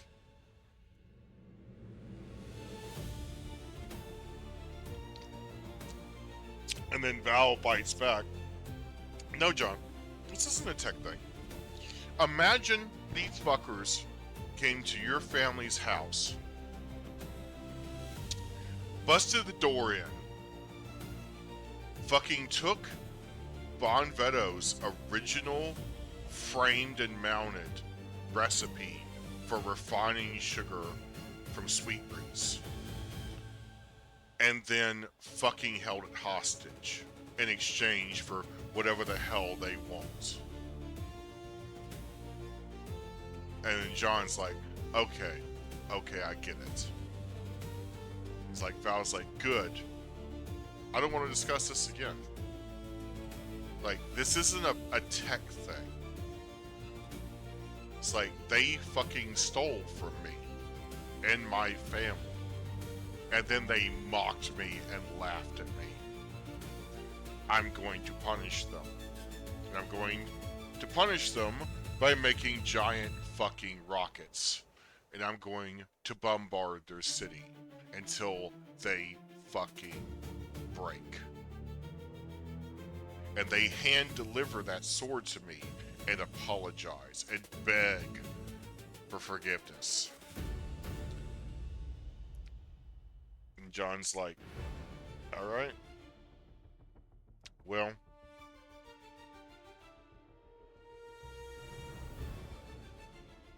it's like, have fun seeking your vengeance, kid. Val's like, I will. Thank you, John. It's like, sometimes texts don't understand when Trox are being sarcastic. But Veto left, and yeah, the first rocket barrage destroyed a slave quarters, unfortunately. But then again, they weren't really there to be abolitionists. They were there, like you said, to break the Phasian government.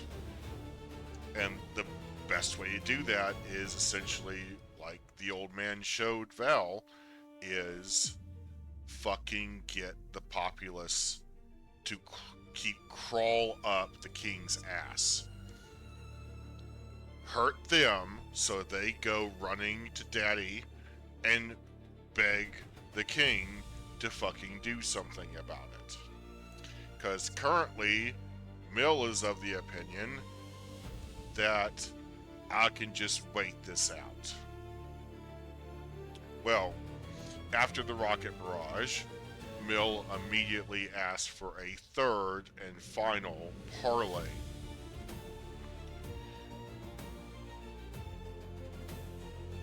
And Val didn't hold back at this point. He's like, look, you either hand deliver that fucking sword to me and apologize, or I'll level your city one rocket barrage at a time. It's like, my rangers report to me that they can build 5 of those rockets a day. So, and if I recall for reinforcements from Usalices and have them pick up some more supplies along the way, I may be able to triple that. So 15 rockets a day, randomly striking your city. Can't defend against it. You're not going to be able to quell the civil unrest that happens from the panic and the fear of your populace. But you can make all of that disappear by just giving me Old Blue. God, what a perfect fucking timing of the music drop.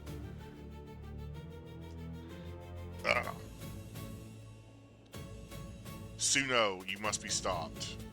It's like, you're too much. But anyway, Mill, of course, denied one final time. Now,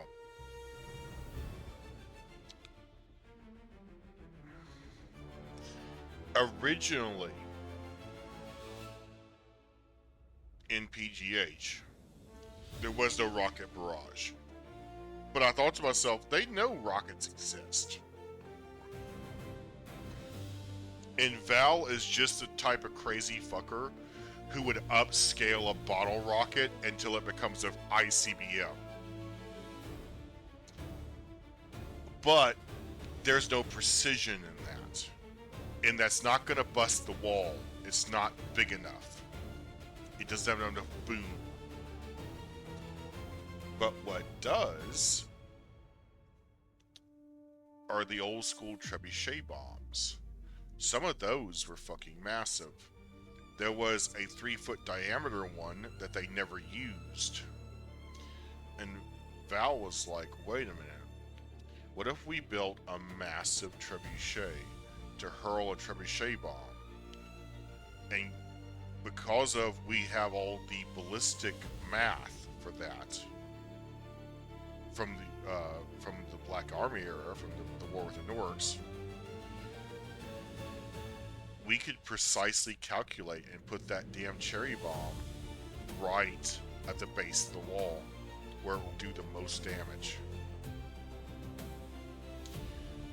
Now, maybe wondering, why not make more precise rockets and do the same? Problem is, the rockets, because they're paper, mostly, they're never going to be that precise. It is essentially an upscale, like I said, bottle rocket. It is a sugar propellant rocket that has a set burn time, but not necessarily a precise burn time. And getting it to hit exactly where you need it at exactly the right moment, not possible. And then the paper outer housing wouldn't contain the explosion enough to create a detonation that you would need to bust a concrete wall.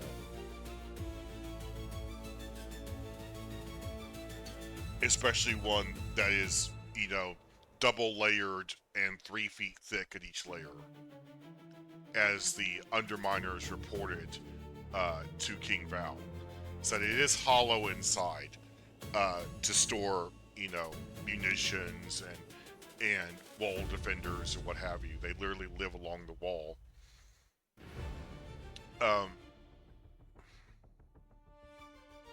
But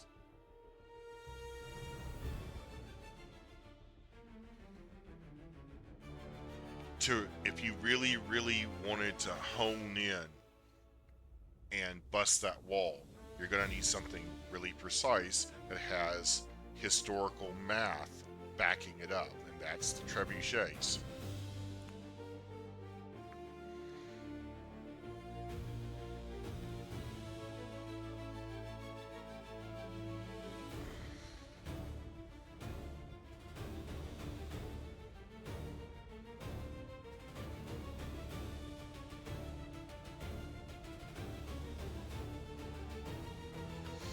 Now,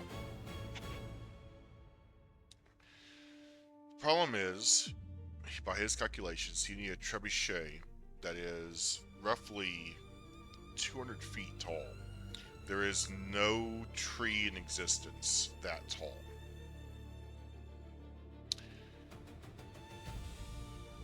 So he kind of took a couple of weeks off, went back to Tetrick, King Val, and he was staying at the Hall of Fellowship, just chilling,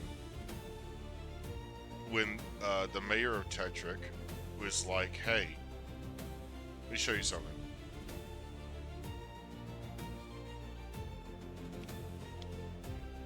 Like, you see this dome here for the Hall of Fellowship. And he looked up, and he noticed this weird lattice work of interconnecting limbs, creating this dome-like structure. And he's like, we tried building it out of concrete, it collapsed, stones collapsed. The original dome, we're not sure how they made it, but it was one of the first things built in Tetric.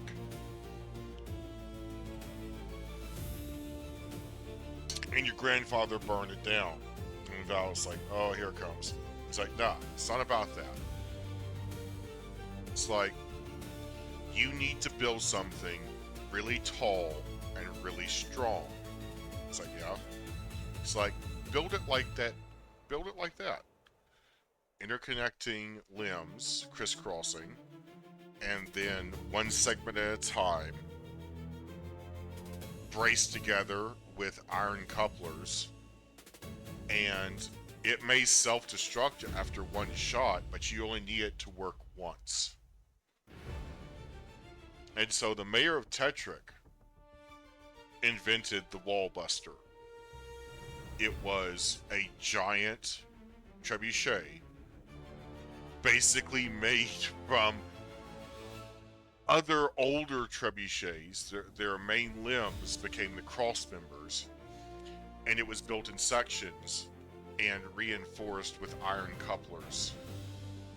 Those couplers would, of course, snap under the strain of this massive arm, flinging what would have to be a trebuchet bomb 8 feet in diameter, full of blasting powder. But he went back. Went back to Tech Armory. It's like, I need you to build a trebuchet bomb, but I need you to build it in sections to where it can be bolted together, and it must be spherically 8 feet in diameter and be able to hold this much blasting powder. The Tech Armory was like, okay, this is going to take a while, but yeah, we're working on it right now. So they stopped all production of the Tech Armory to build this fucking trebuchet bomb. And it was in hemispheres and could be bolted together, and they sent that along with all of the damn blasting powder they had available at the time,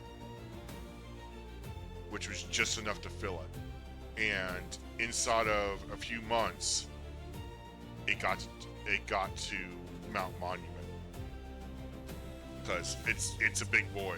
It's a big train of wagons. Like I said, each section is 8 feet long because it's a hemisphere.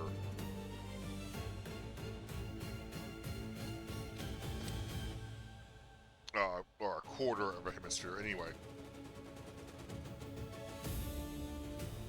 Then he simultaneously said, okay, we got X amount of time before the bomb is ready. Let's start building the trebuchet. We're going to put it right within our kill zone of our fort, and which would be just outside the radius of their defenses on the wall.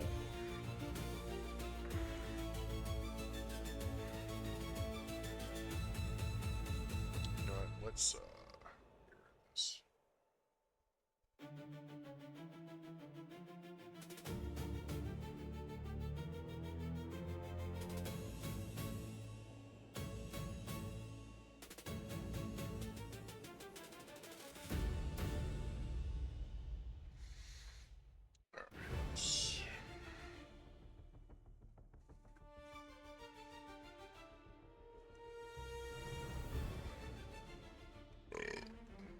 Pardon me.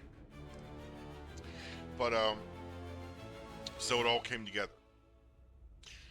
I thought about retconning it as a giant cannon built in sections and bolted together. But I'm like, even at that time, I don't think the Tech Armory could build it like in a reasonable amount of time. Whereas a trebuchet made of wood, yeah, there's wood everywhere, but not long enough to make a 200 tall like sling arm. It would have to be made in sections. Hold on.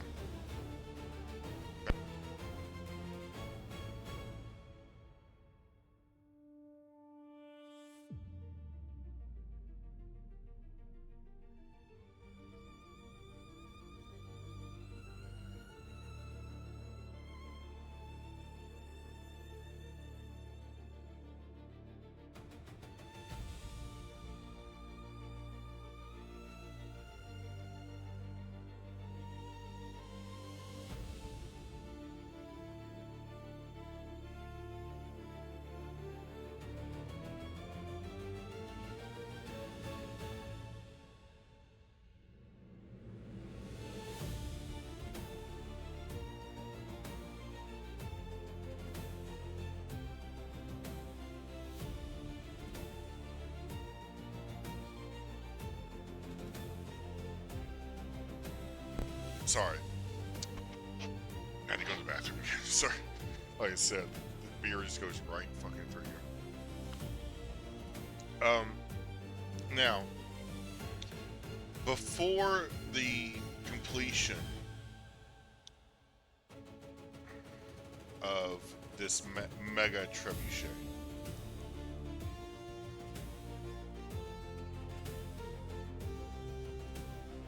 Val fired one more rocket barrage, and he tried his damnedest to aim it for the pathway as if the wall were to come down that they would have to cross to get to the palace. So they're aiming for, like, basically the dead center of town, leading all the way to the palace. And they relatively got that. But this time, the rockets were not full of blasting powder and grape shot like they were previously. They were full of propaganda flyers. And the flyers said, "You are about to be invaded by the Tech Nation and the Trot Commonwealth. If you resist us, you will be killed. If you stay inside your home and mind your business, you will be passed over. We are not here to conquer you. We are here because your Emperor Mill has stolen personal property from King Val, Friend McGowan, one of the three kings of the Triarchy. He is also guilty of enslaving free citizens of the Commonwealth and forcing them into slave labor. Both the Commonwealth and the Tech Nation find this illegal and morally apprehensible.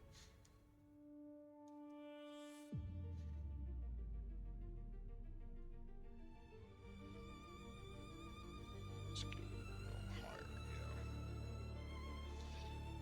yeah. Again, if you stay inside your home, you'll be fine. Now remember that was pretty much a guarantee from King Val, right? Well, after the wall fell,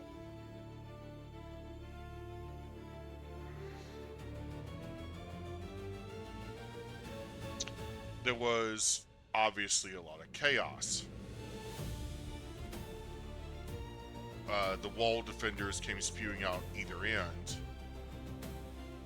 but they were quickly engaged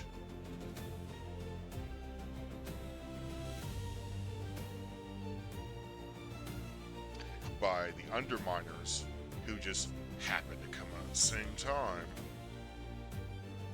So basically it kept the Phasian wall defense busy, so they couldn't pincer off the techs as they came in, along with the trucks. And they went straight for the palace, the center of the city. Now, while that was going on, a rear echelon was establishing an escape route, because it's not helpful to get to the center of the city if you can't get back out. But this rear echelon, made mainly of underminers and Tech Army veterans, started going into Black Army mode, and we're like, "Do you own slaves?" To random Phasians that they would encounter. And some of them would be smart and lie and say, no, I don't own slaves. But then their neighbors would be like, "Yeah, you do. You got two." Not realizing that he just signed that man's death warrant. He would immediately get murdered by the techs and or the underminers. And of course, they're knocking on doors asking this question at this point, just like they used to do to the Norks when they would march up on their lands. And the Phasians are like, "You said if we stayed in our homes, we'd be passed over. We're doing that but you're knocking on our doors and asking if we own slaves, and then if we answer wrong, you kill us anyway. It's like, there are a lot of Phasians who are like, that's straight up a war crime. It's like, what? Now, Val had to address that after he left Phasia.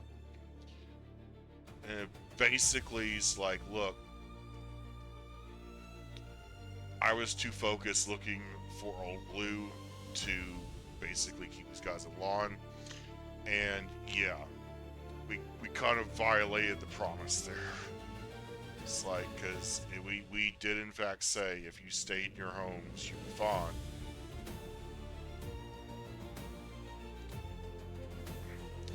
However, Val sort of victim blamed by saying, well, we said if you stay in your home, why are you answering the fucking door during a war?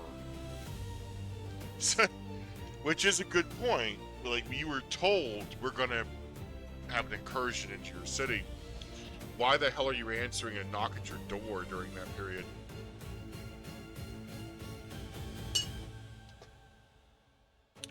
Which is a good question.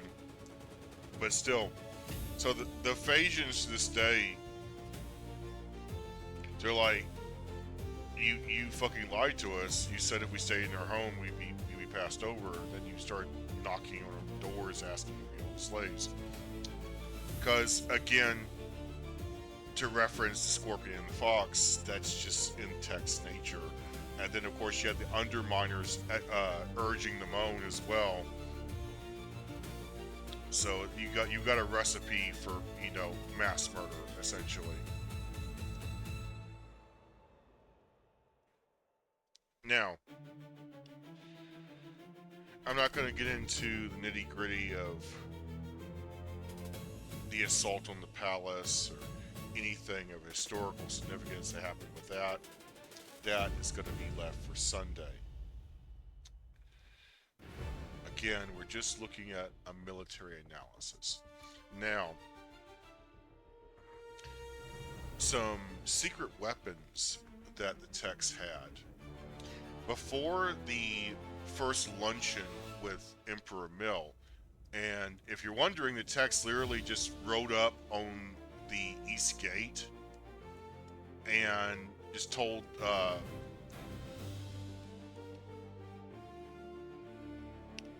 the gate guards there's always 2 gate guards just ceremonially there. You know, I am one of the 3 kings of Tech Nation, a land far beyond the Commonwealth, which is next to yours. We also have emissaries for the Commonwealth. We'd like to speak to the Emperor. And they're like, okay. So they sent that message down the chain, and like about an hour later, they got a response like, sure, come on in. Because the Phasians at that time had no reason to fear the Techs or even the Trox. So they're thinking, oh, they must be here to establish some sort of like trade deal or something, maybe. And then when the conversation got uncomfortable about, you know, the missing Trox merchants and other things that transpire in that conversation, things got a little heated. Val left, but he didn't want to be like his grandfather and be like, I'm going to destroy your whole nation now because you have personally offended me. He was totally prepared to just, you know, leave in peace.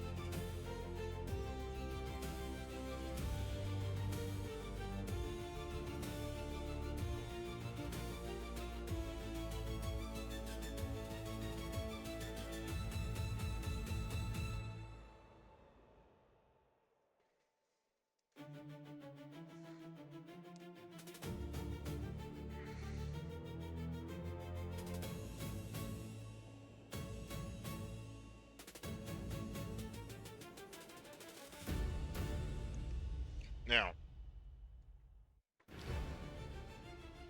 the Phasian cavalry had two main weapons at that time. One was a katana-like sword. It's more like a wakizashi. It's kind of short, stubby, very sharp. That was for fighting on Enac back.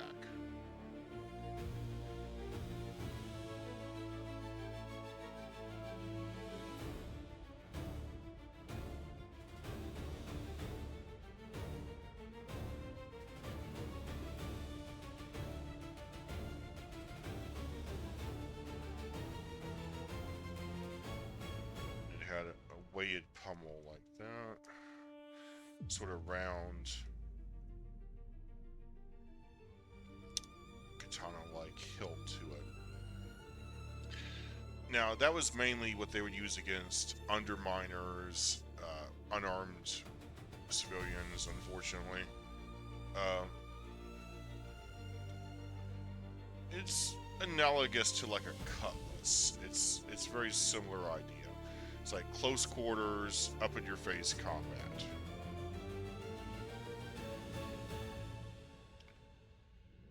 And very thick, very hardy piece of steel.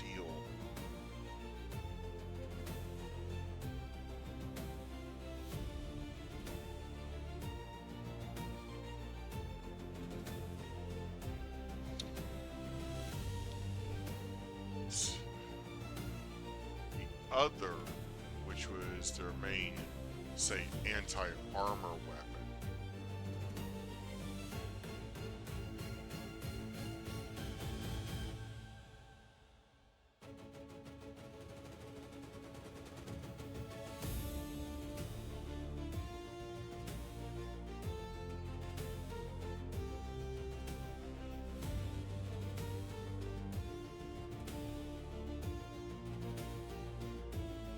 was a bell hook style halberd.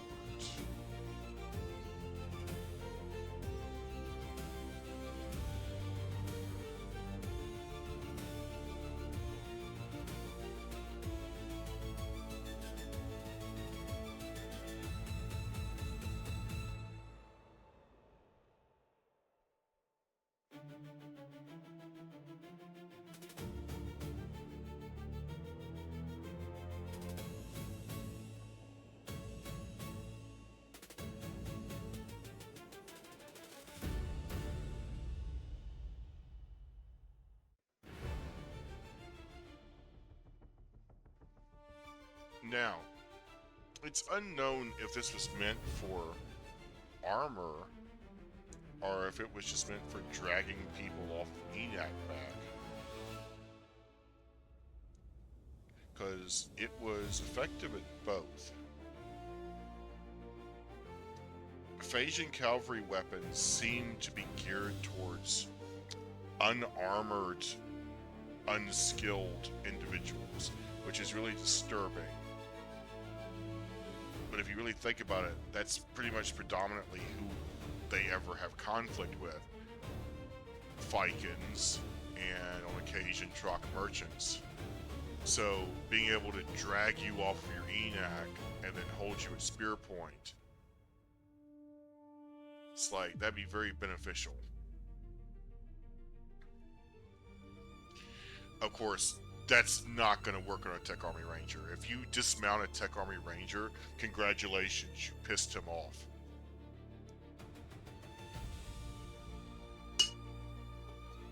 And he might decide just to fight you hand to hand, just for shits and giggles.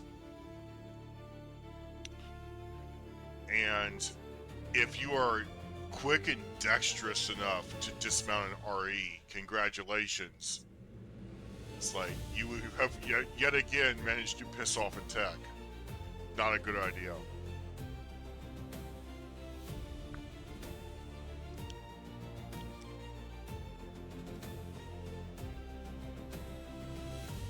Alright, get the old cheek flaps going.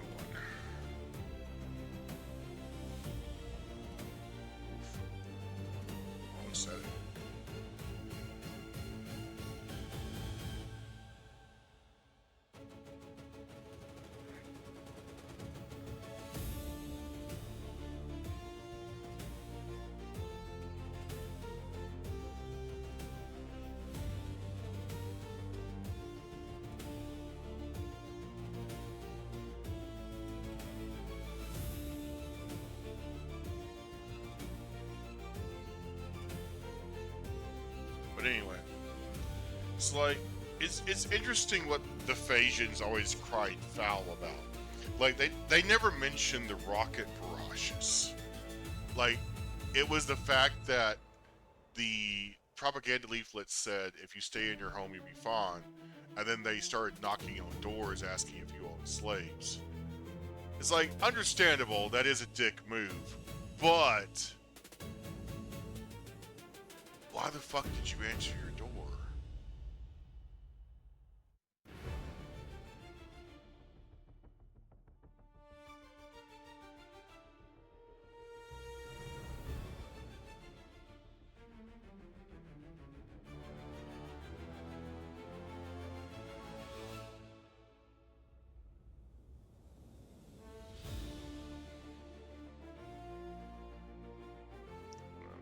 I think his neck is way too long here.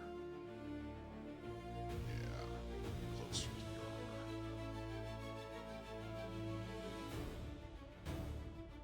There we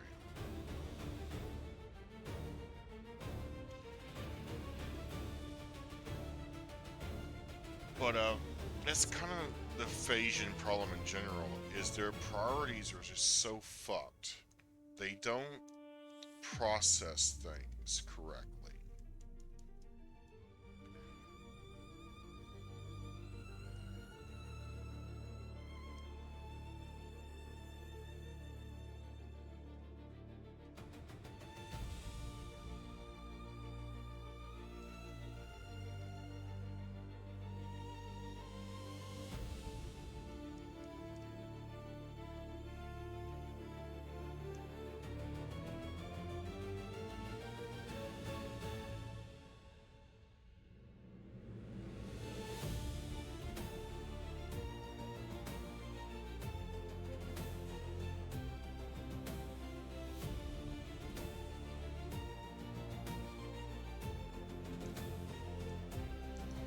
Now, again, um, the reason they went with the propaganda leaflets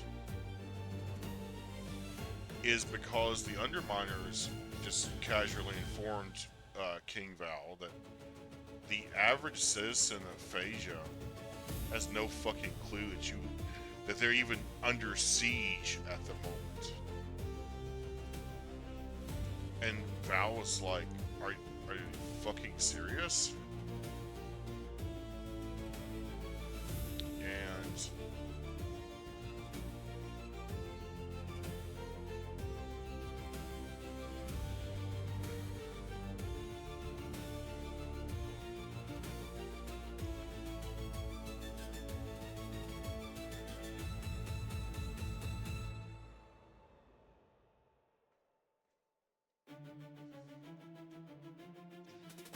And that's the thing, is that the people of Phasia are just so isolated because of the wall. They always think they're safe. They always think that the government's got this. It's like there's no reason to panic.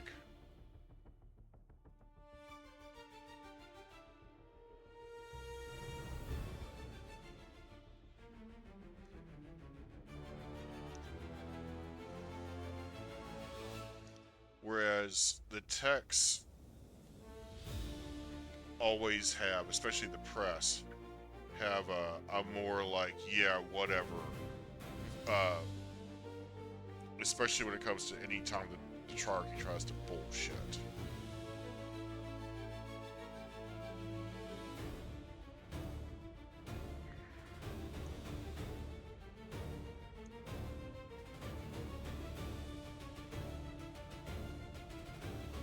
Strap there. The old shin strap.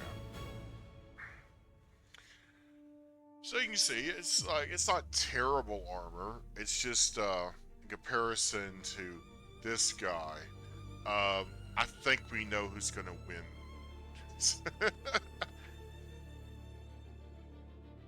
Now, of course, there is the Phasian Musketeer. I'll probably finish him tomorrow, but I have no idea how long we've been streaming or how long we've been recording.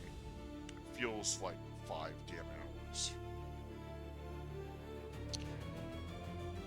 but we pretty much like covered the majority.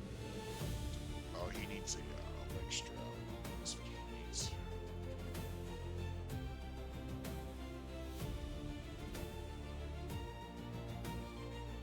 There we go. Also needs some fingers.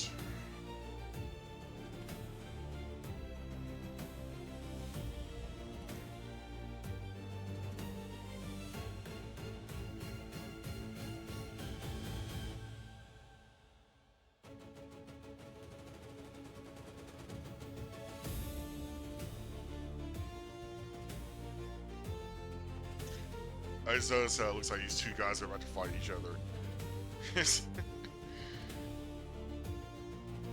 Alright. Yeah, I think I'll call it for tonight. So I think you'll get the general idea.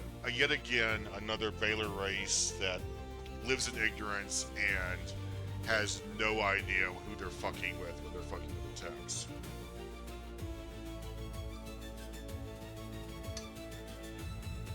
Or even the Trox for that matter. Like, Trox are just equally, like, way more advanced than them.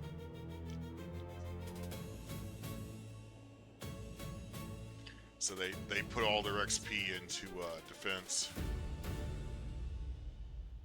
Alright.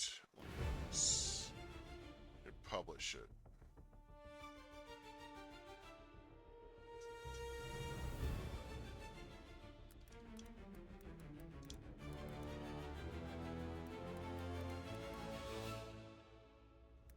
Epic music to draw to. Yeah.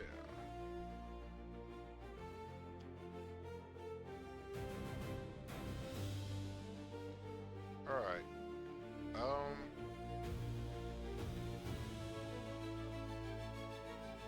I don't know how long that's been.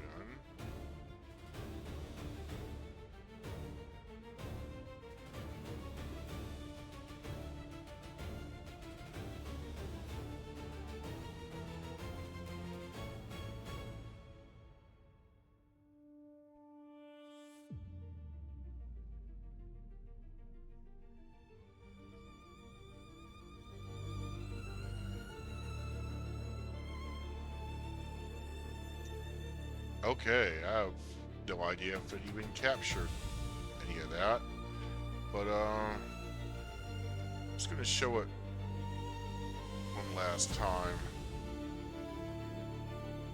and that's not what I was working on so much.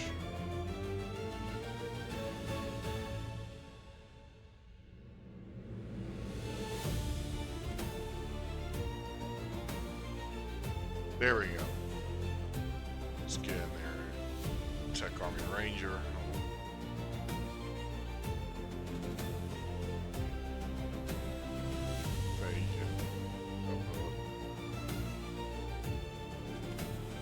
RE. Yeah, I really hope it didn't, like, just record that fucking map. But it was,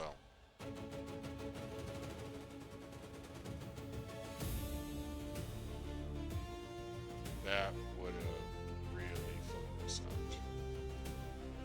Okay, I guess I'll find out.